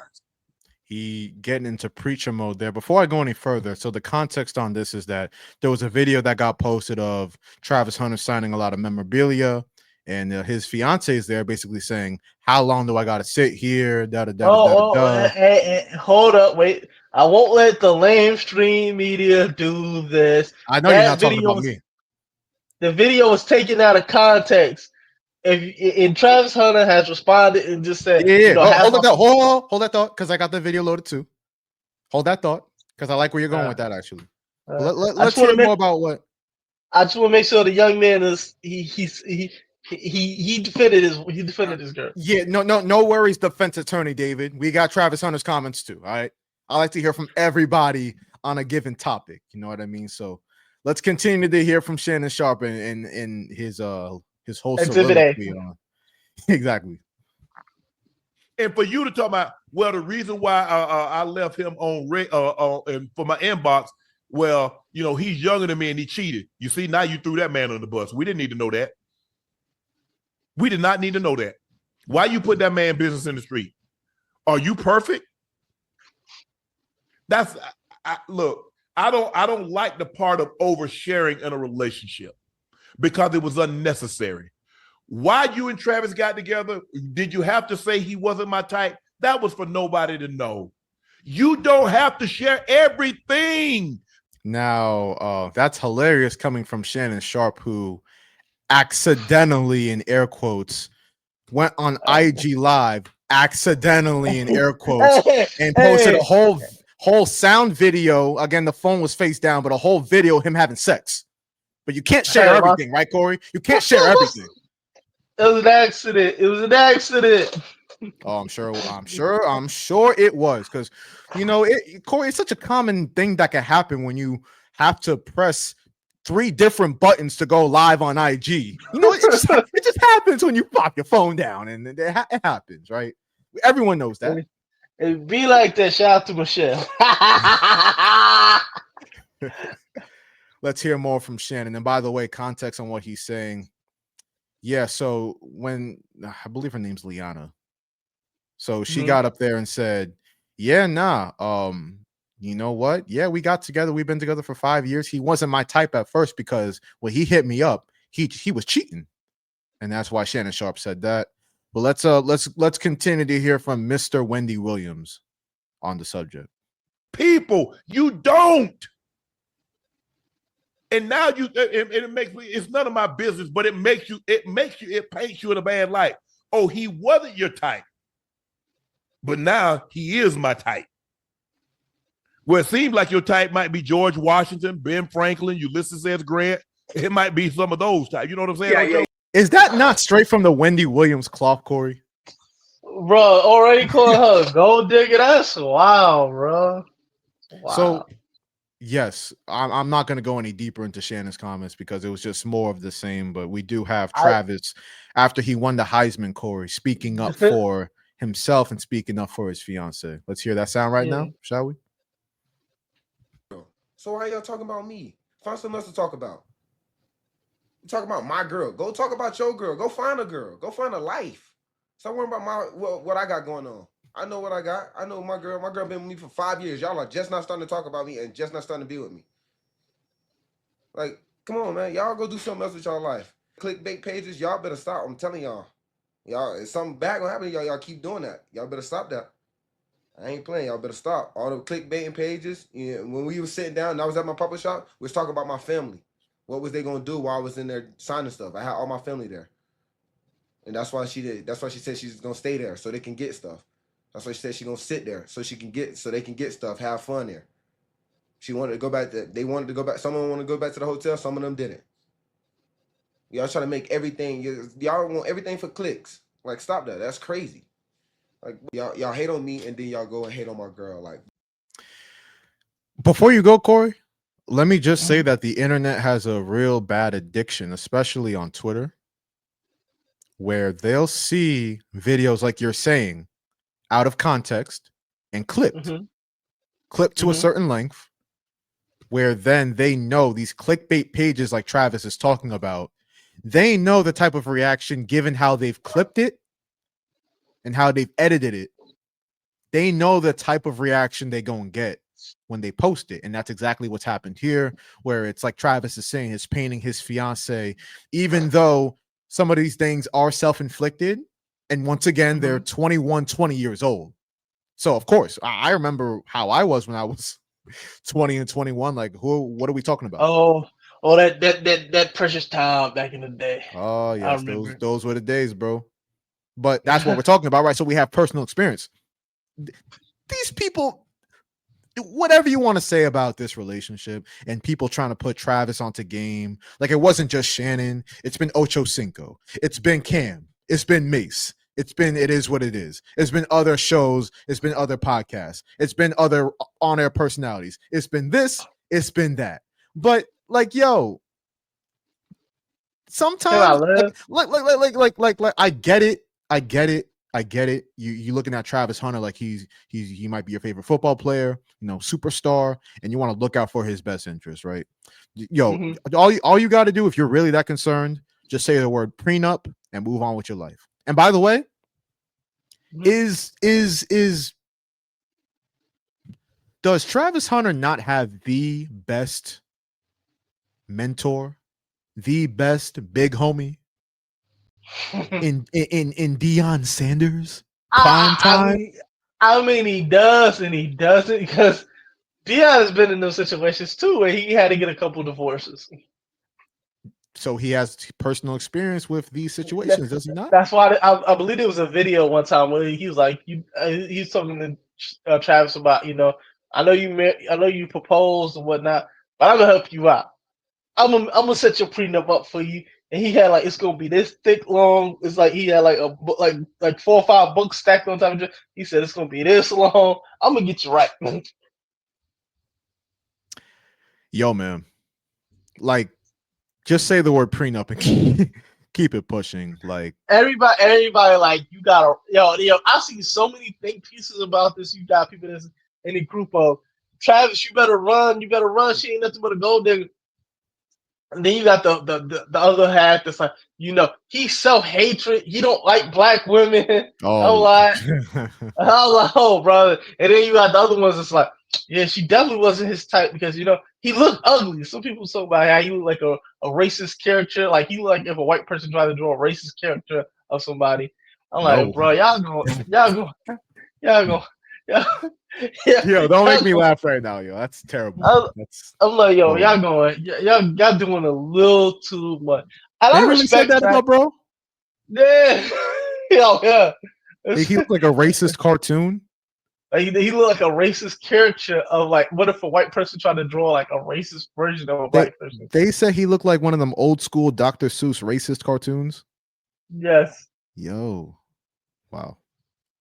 And it's wild because it's like, nah, because you can't say that to me. The reason why I'm laughing, you can't say that to me, and this man's entire face is on the screen, bro.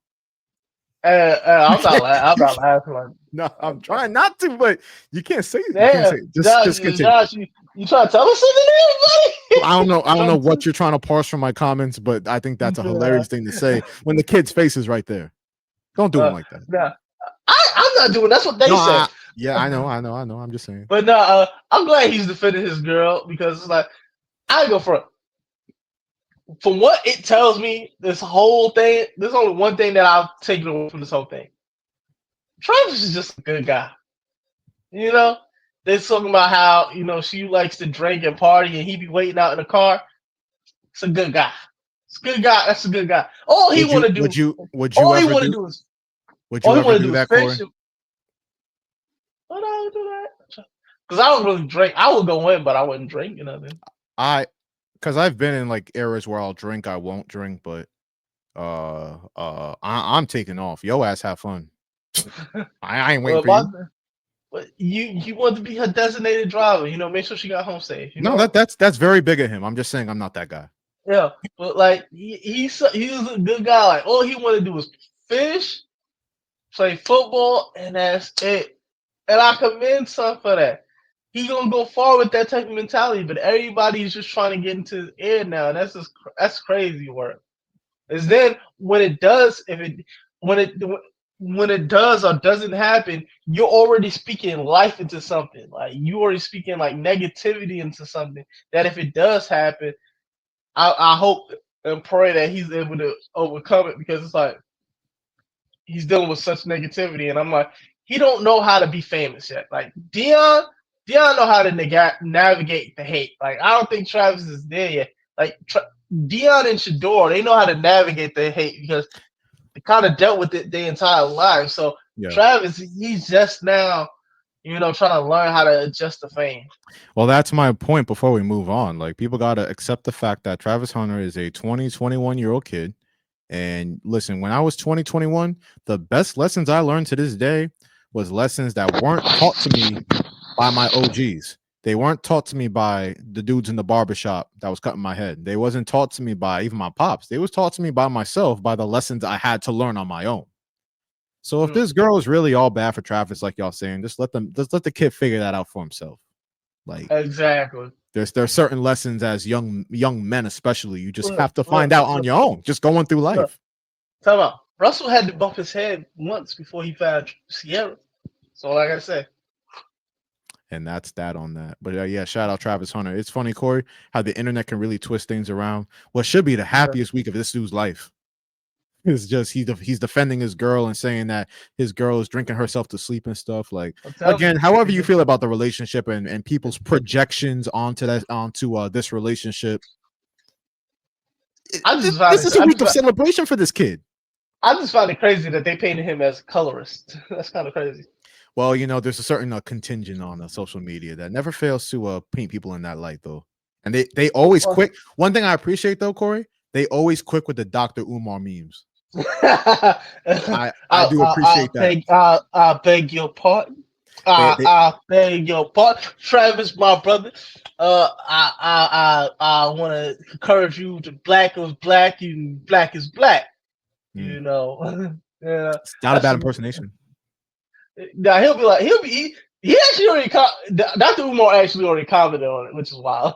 He did. No, I did. I saw that. That's what I'm saying. Like they'll see the raw videos and then they'll see the ones with like the Undertaker bell edited on it. He'd be like this. He'd be like, Travis, we have this. I need you to stop snow bunny.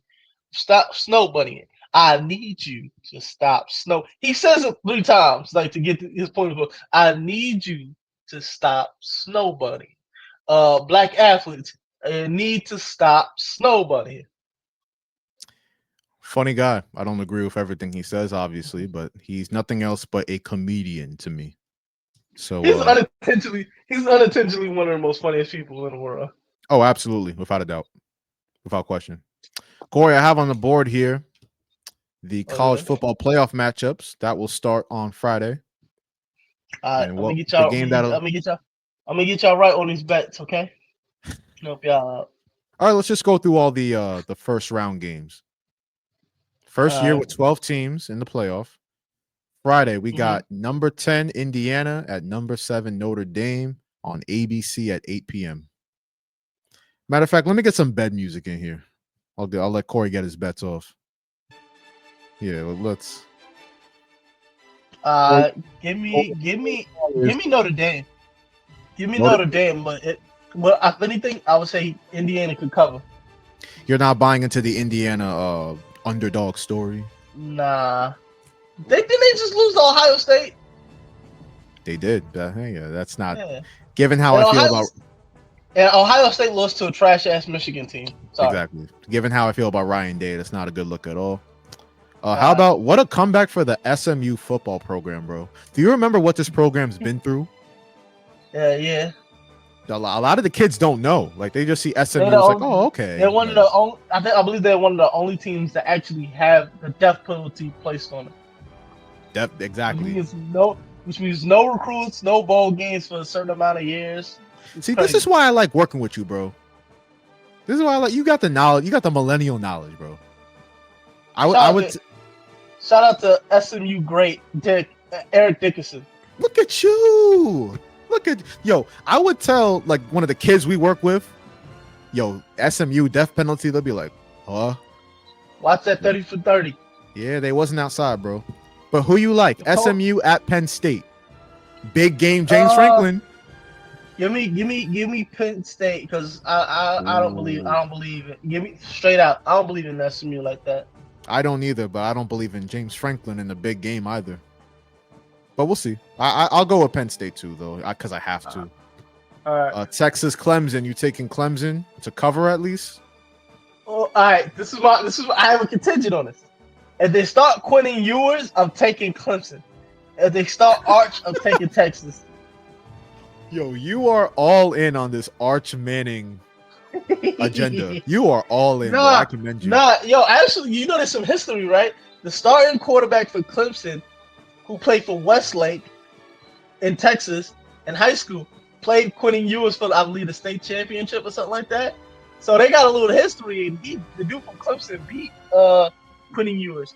That's why when they found out the selection of the game, he had like this laugh, like, ain't no way I'm facing this Sharpe again. This is why I love the 12-team playoff, because of the storylines it unlocks. Now, first we had that with the realignment of the conferences, and I thought that was great for the sport. And now you're going to see a lot of these interesting matchups, not just this year, but moving forward. But I digress. This is a tough one. This is a tough one that's coming up. Yeah, I'm rocking with. So you have number 9 Tennessee at Ohio State, the 8th seed. I'm going with Tennessee. I'm going with Tennessee, but only because Ohio State. Oh, you know what? I'm gonna go Ohio State if they can get these two components working. Get the ball to Jeremiah Smith and execute your run game. Simple game plan. All the quarterback needs to do is play like Jimmy Garoppolo because he's not that good. He's not that good. Jeremiah Smith is special. That boy, he could be in the league right now. Right now. I don't know if Geno Smith is going to stay the Seahawks starter because Jeremiah is Geno's cousin, nephew. They're related, right? Yeah. Cousin, right? I would love to see that pairing though. Geno and Jeremiah somewhere. I don't know if it's going to be Seattle, but I look good. I look at pause. That look a good matchup. That look good. Dustin.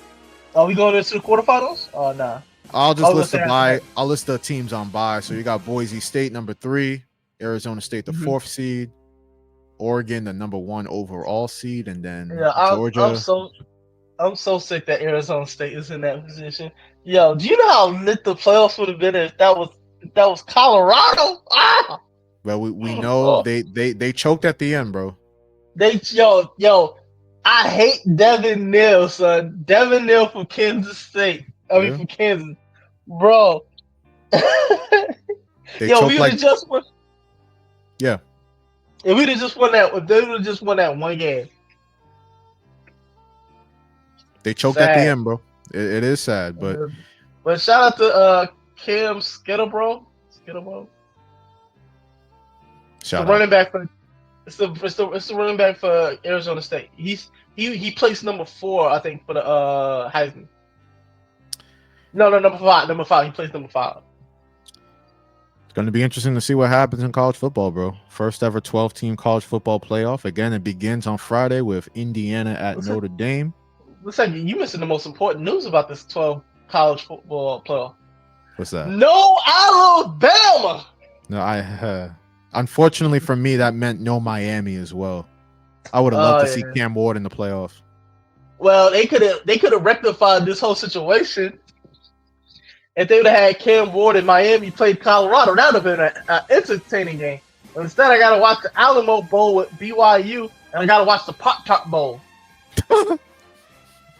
The what bowl? The Pop-Tart Bowl. Oh man, I love it. These you know the trophy is actually a toaster. That's lit, actually. That's actually fire.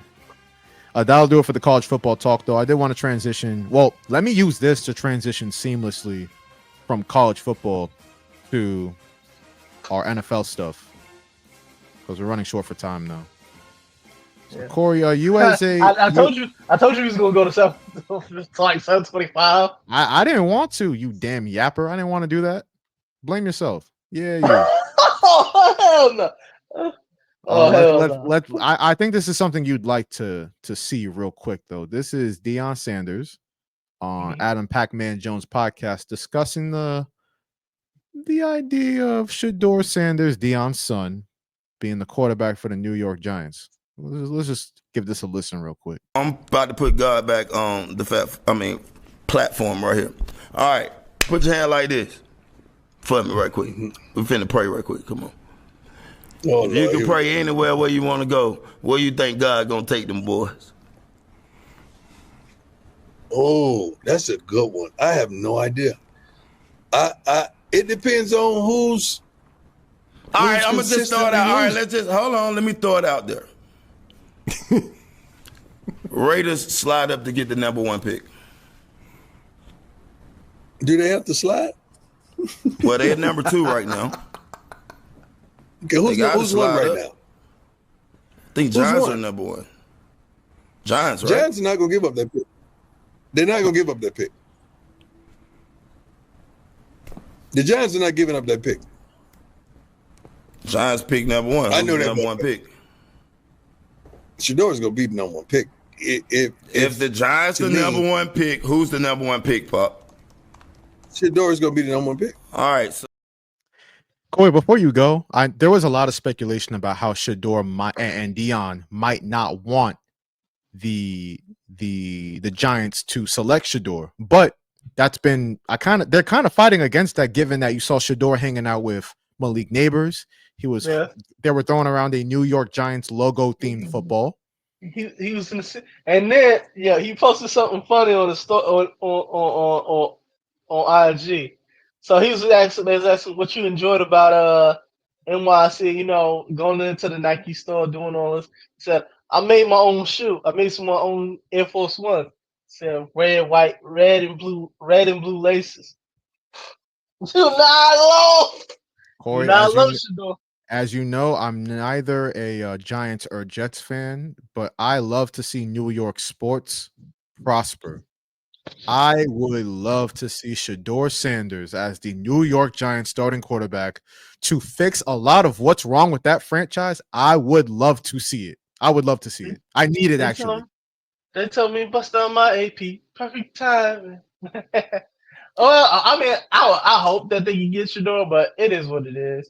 The way that the draft is going, you never know what's going to happen. Who could trade back? Who could trade forward? Well, Kory, looking at the Tankathon standings, mm-hmm. So the Giants are right now, they're tied with the Raiders at 2-12, but the Raiders mm-hmm. have the quote unquote tiebreaker for the Tankathon for the number 1 pick. But the Raiders play, thankfully for you, Kory, the Raiders play Mac Jones and the Jacksonville Jaguars at home this weekend. So you're telling me there's a chance. Yeah, compare their schedule to the Giants' schedule. I think the Giants do get that number 1 pick. And think about it. If Deion really wanted to, and I know it's Las Vegas, I know it's the Raiders, I know it's close enough to Colorado where I expect Deion to stay, but like if you're Deion Sanders, would you want Shedeur to play for the Raiders or the Giants? Think about the branding opportunities that Tiki Barber. Look, listen, Kory. Tiki Barber and Michael Strahan got generational marketing opportunities playing in the New York market. Can you imagine what the starting quarterback with personality and flair? Can you imagine? He got his own podcast right now, and he been like that for a minute. But I think I don't know why I like the Raiders situation better. This me because you got somebody. That's fair, actually. That's fair. You got somebody in Tom Brady who you trust to guide your career. You just got people who they look like they feel like they want Shedeur out there in Oakland. I mean in Las Vegas. So yeah, I would go with that. But I'm gonna tell you something that's kind of ironic. You know how you say time is a flat surface?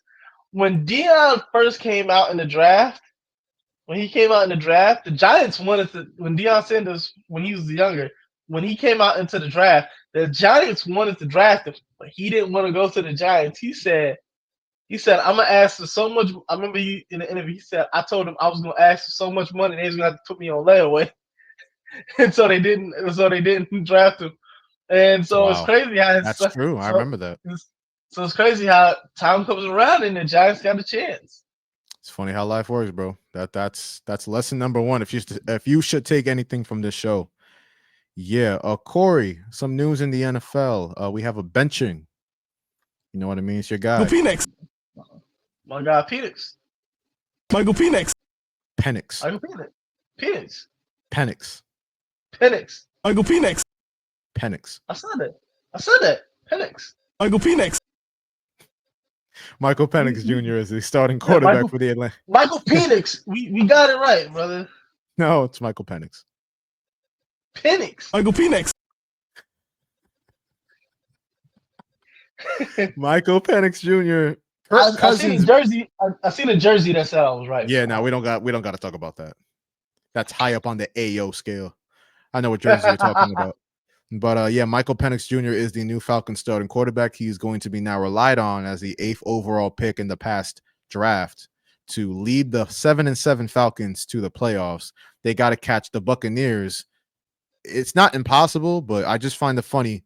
If this was going to happen in the first place and you deemed Michael Penix Jr., who's 24, by the way, he's one of the older starting quarterbacks. He's like Bo Nix. If you deemed Michael Penix Jr. now, and even before the season, if you deemed him worthy to be a starting quarterback for this season, why the hell did you go and run and pay Kirkland Cousins $100 million Oh. guaranteed.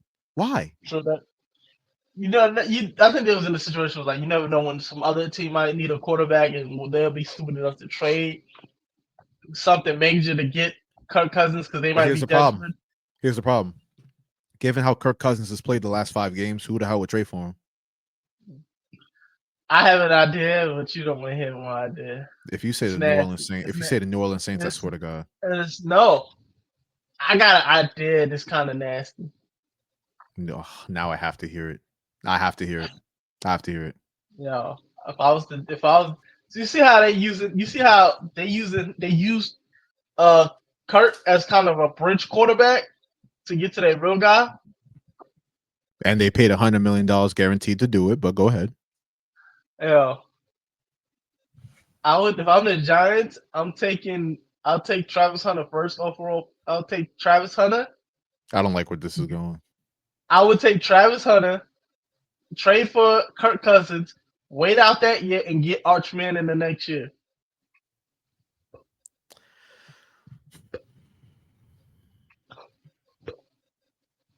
Boom.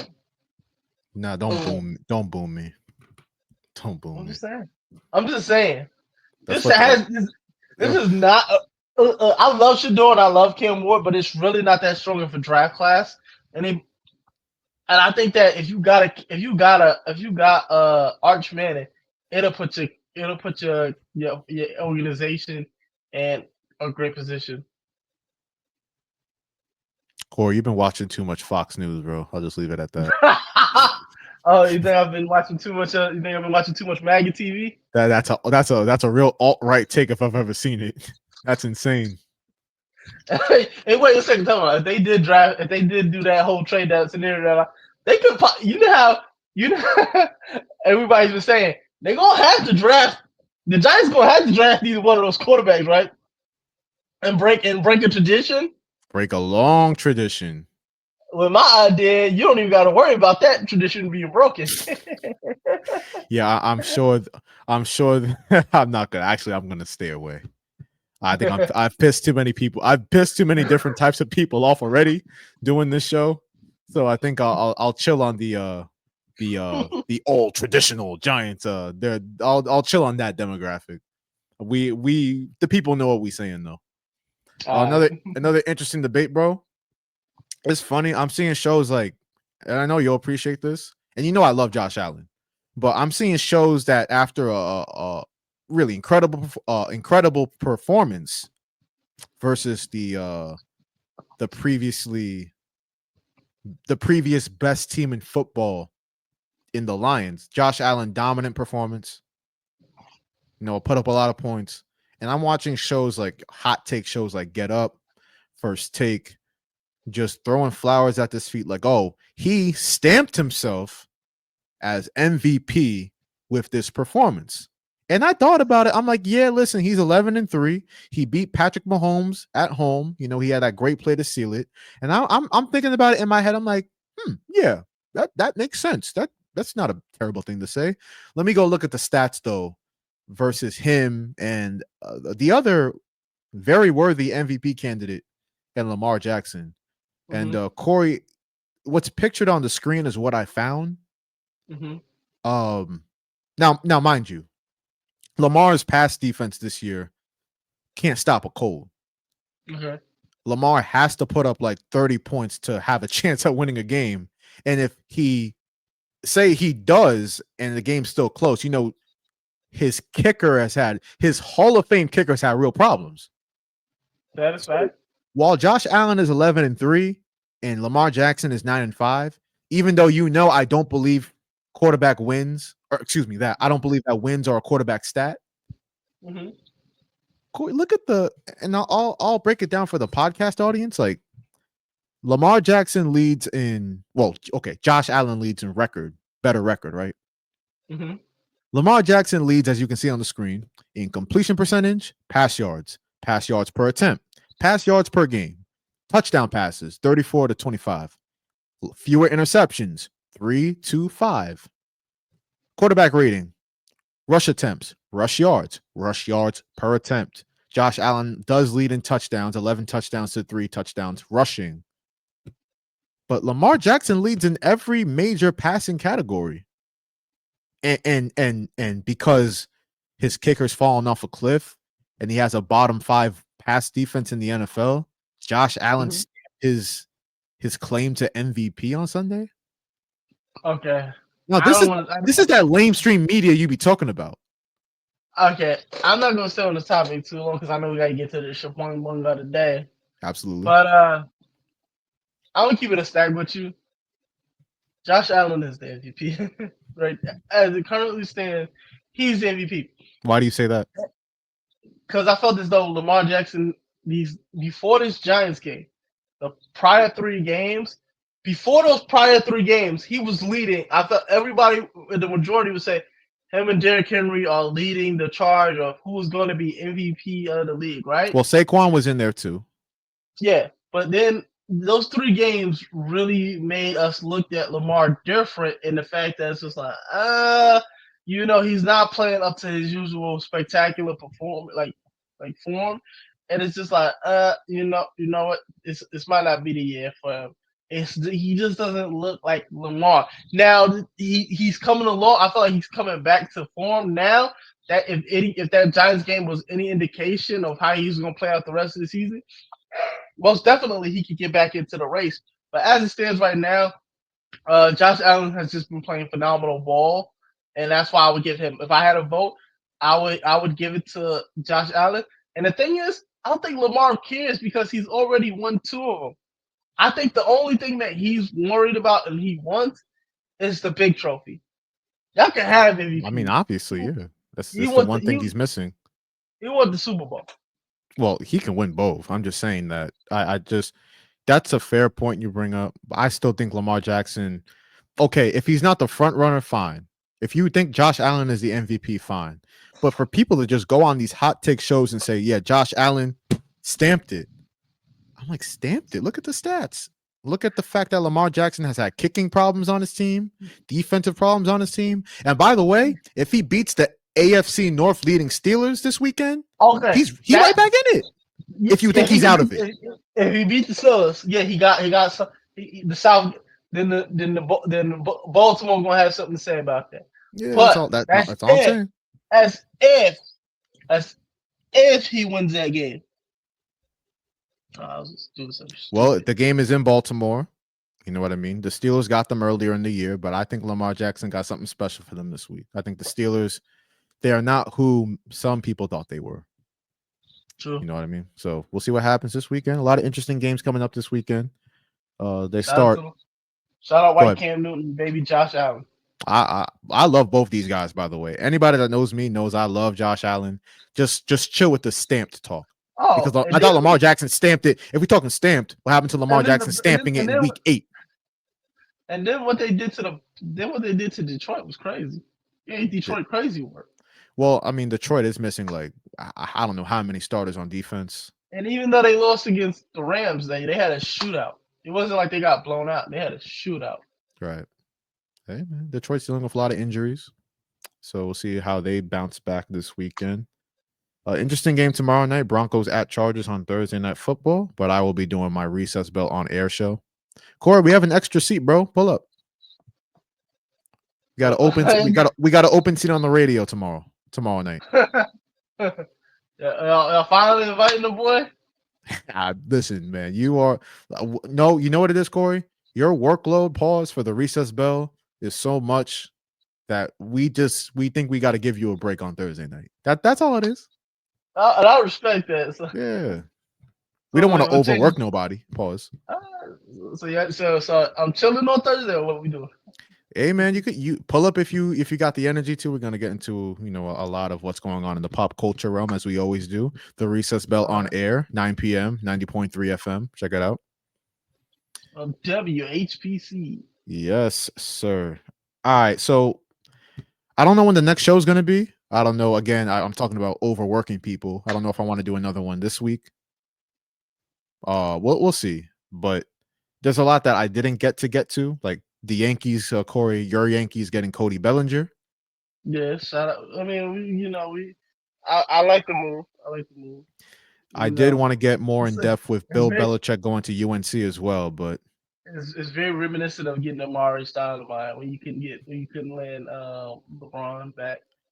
I'm happy you said that, not to discredit Yankees fans, but a lot of them been going like, "Oh my God, listen, we didn't get Juan Soto, but we're doing other things." I'm like, yeah, but Juan Soto's like, we know how nice Juan Soto is. Like, let's relax. Time out. Yo, I'm saying, what did Anthony Edwards say? They got LeBron James and we. No, Anthony Edwards. Anthony Edwards, bro. They got KD, but we got Jaden McDaniels.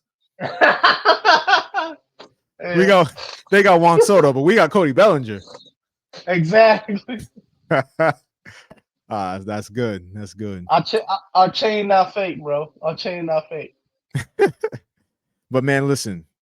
Yes, the Bill Belichick stuff, the Yankee stuff in depth. That's all stuff that I wanted to get.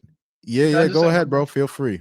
Yo, why I feel like Bill Belichick recruiting the kid is just gonna be like, gosh, Jaquavius, just sign the fucking papers. Yeah, I know somebody that played football named Jaquavius. Chill out. He might find himself in that situation. You don't know nobody named Jaquavius. Okay, bro. I just made that. All right. I just made that name up. I'm telling you, I know somebody named Jaquavius. I'm telling you. Anyway, Kory, another topic I wanted to get to as far as Boing Boing of the week. Chance the Rapper and his wife Kirsten Corlier are filing for a divorce. Done the chat, bend your back and wine, come for that. Give me that one time, give me that, girl, give me, hey, girl, you look so fine. Yeah, very inflammatory video there. But that is not his wife he's dancing with. Time out. You mean Mr. I love my wife, I love my wife. Yeah, no, I mean he loves his wife. Can you not tell by this video of him dancing passionately with two women that ain't his wife? Time out. That ain't what got him caught up. That ain't what got him caught up. It was him like in a tranny porn. I don't even know what to do with that. I think that's a cue. He should have just waited a couple more months, and they was gonna remove the like button so people couldn't see what you like. That's a great point. You got caught, and then the worst part about it was he got caught liking that type of porn, right? And then people started looking at his wife crazy, like, she kind of got some manly features. Hey. That's what the internet did. That was me. Kory, do me a favor for the company's sake. Just say the word allegedly real quick. Allegedly. Thank you. All right, Kory, you ready to hand out the Boing Boing of the week? Drop the track. Get it. You're gonna get me in trouble, man. Shaboing boing, get the out your mouth, dummy. The Shaboing Boing of the Week Award. The Shaboing Boing of the Week brought to you by the Recess Bell Network. We hand this award out every week, each and every week. And this week, it is going to none other, Kory, but Dominique Foxworth.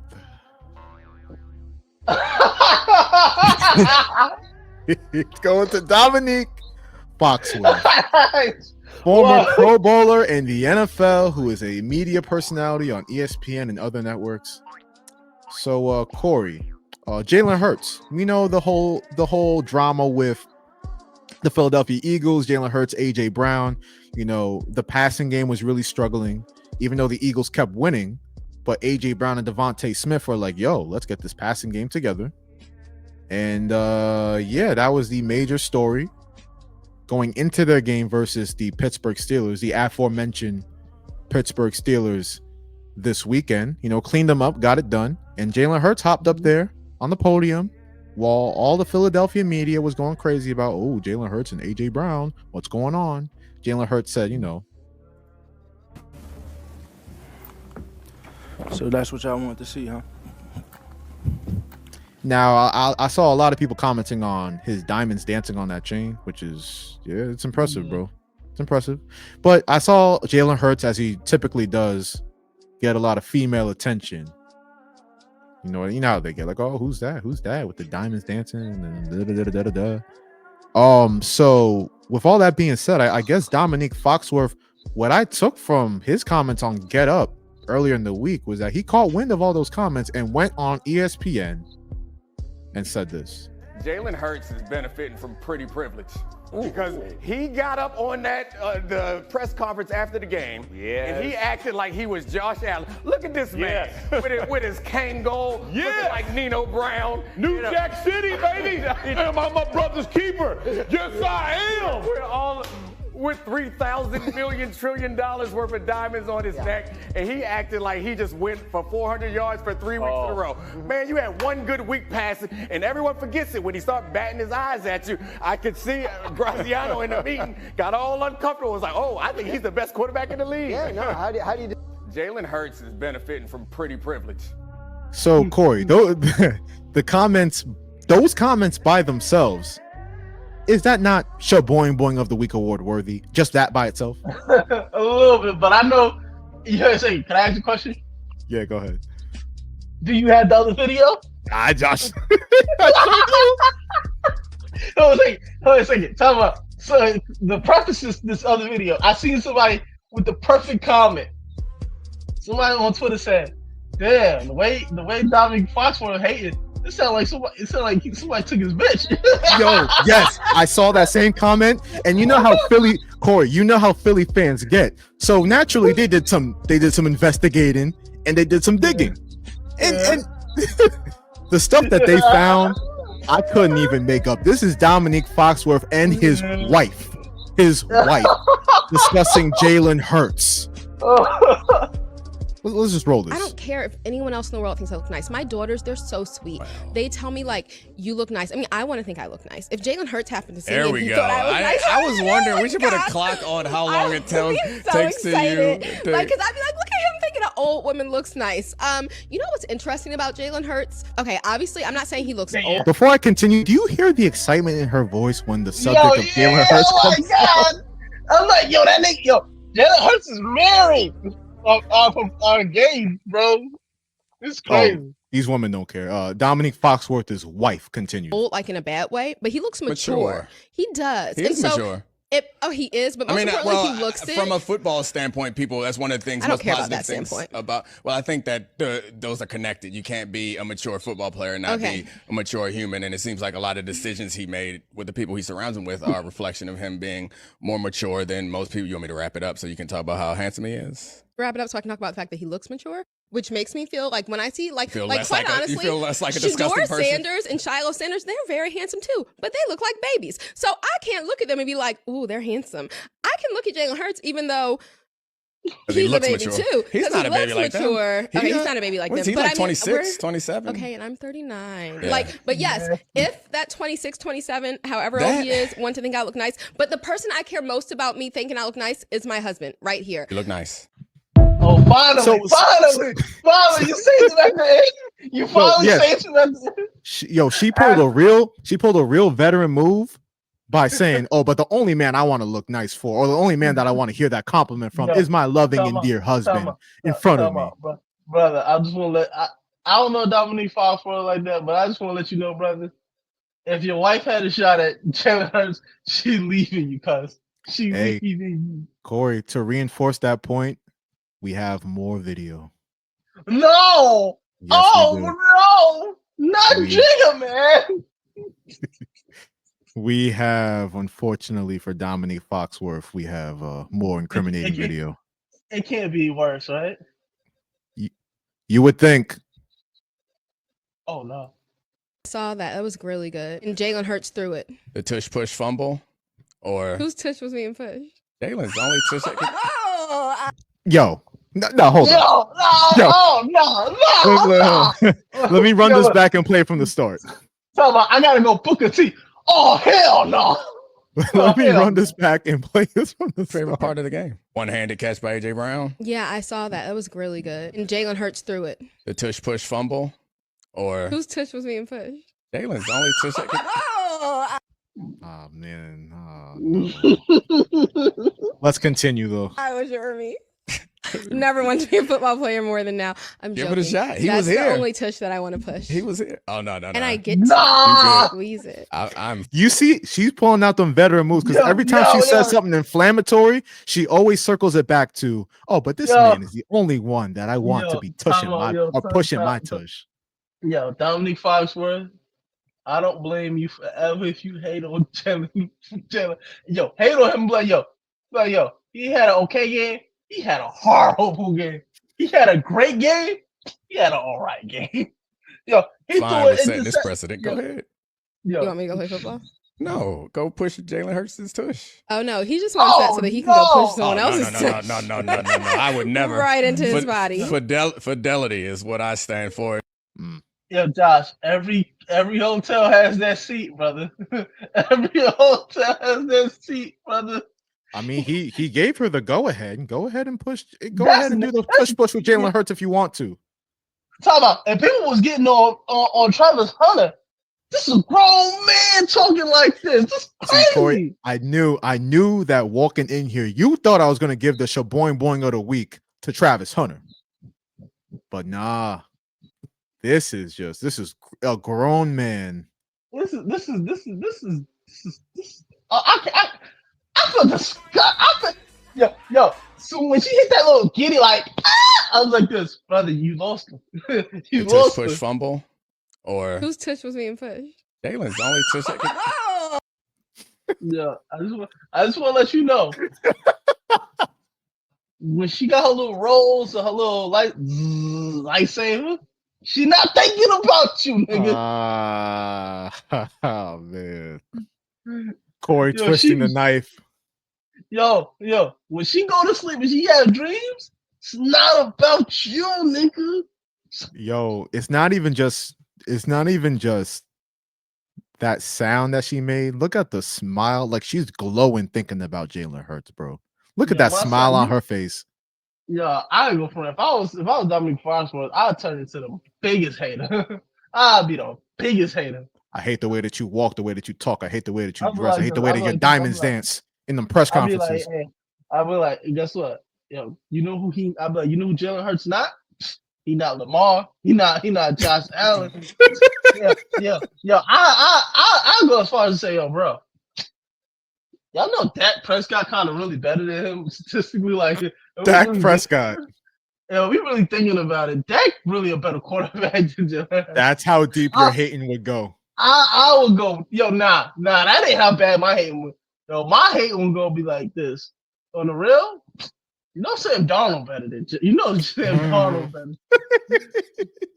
I'm just saying. You saying Dominique Foxworth should be the type of hitter like, yo, you see the season Bo Nix is having.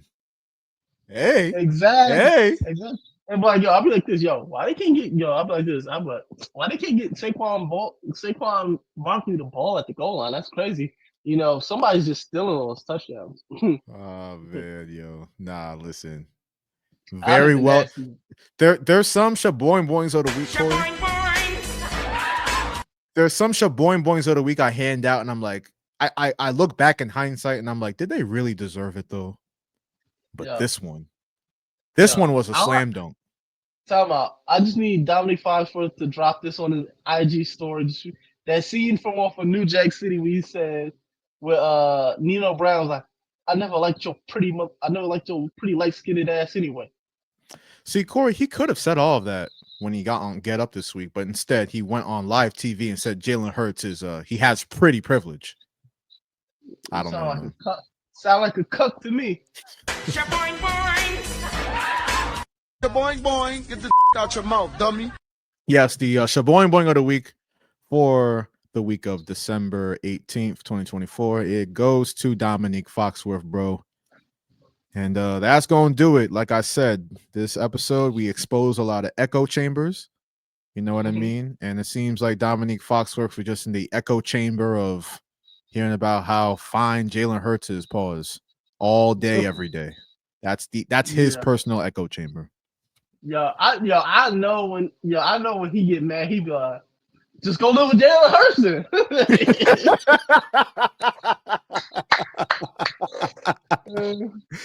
Yo, for real, man. I would not doubt it. That's crazy to hop up there and say, I never thought sports media, which has been on a descending decline for years, I never thought we'd reach the point where a former all-star or Pro Bowler in the NFL got up there as an analyst and said a current star quarterback has pretty privilege, and that's why they love him so much. I never thought I would see it today, but that's where we are. Yo, Jared Hudgens like, you can't blame me. Your girl loves me. It's not my fault. Hey, Just man. let it go, no, don't bring him to the club. What you like that good girl? Yeah, it's crazy, dude. Insane work, nasty work, sick work, but yeah, we had a lot to get to today, Kory. We got through it though. Listen, man, I don't know what you're gonna do for the holidays. I don't know if we're gonna do a show next week. But man, listen, I hope you have a great holiday week. You too as well. Yeah. Yo ass, I mean, I appreciate it, but you always give me the African jokes. Yo ass probably think I celebrate Kwanzaa. You're probably gonna text me on the 26th. You gonna say, do you? Harambe means first fruits. I really hate you sometimes, yo. I used to actually like semi-celebrate Kwanzaa on the low. Semi, really? Is that right? Because the school I went to, which was Siri Daniels out here, when I was in from first grade to like fourth grade or like third, they did like Kwanzaa plays and we do like Harambe means first fruit. I mean, for all this other stuff. They had the candles lit and all that other stuff at school. We was really like very Afrocentric at my school. You know what? Dr. Umar, he'd be proud. Yeah. He'd be proud of y'all. Yeah, my teacher, my principal wore dashikis, bro. It was Catherine. Shout out to her. That's going the extra mile for real. Yeah, man. Whatever it is you celebrate, everybody. Hope all y'all have a happy holiday week into the new year. You know what I mean? Josh, before we go, I just want to say this: when I have kids, we celebrate Kwanzaa, so I can be cheap. Like Santa, not real. Gonna find yourself. You're gonna make Dr. Umar real proud and find an African queen. That's what I'm hearing. I'm like, y'all getting dry fruit for Christmas. Yo, I'm not attacking this any further. The Recess Bell Show, December 18th, year of our Lord 2024. Thanks to Kory for joining the program today. Joshua Umahi signing off. We'll see y'all maybe next week, depending on how my holiday celebrations go. Kory, say peace to the people. Peace out. All right, we'll see y'all when we see y'all.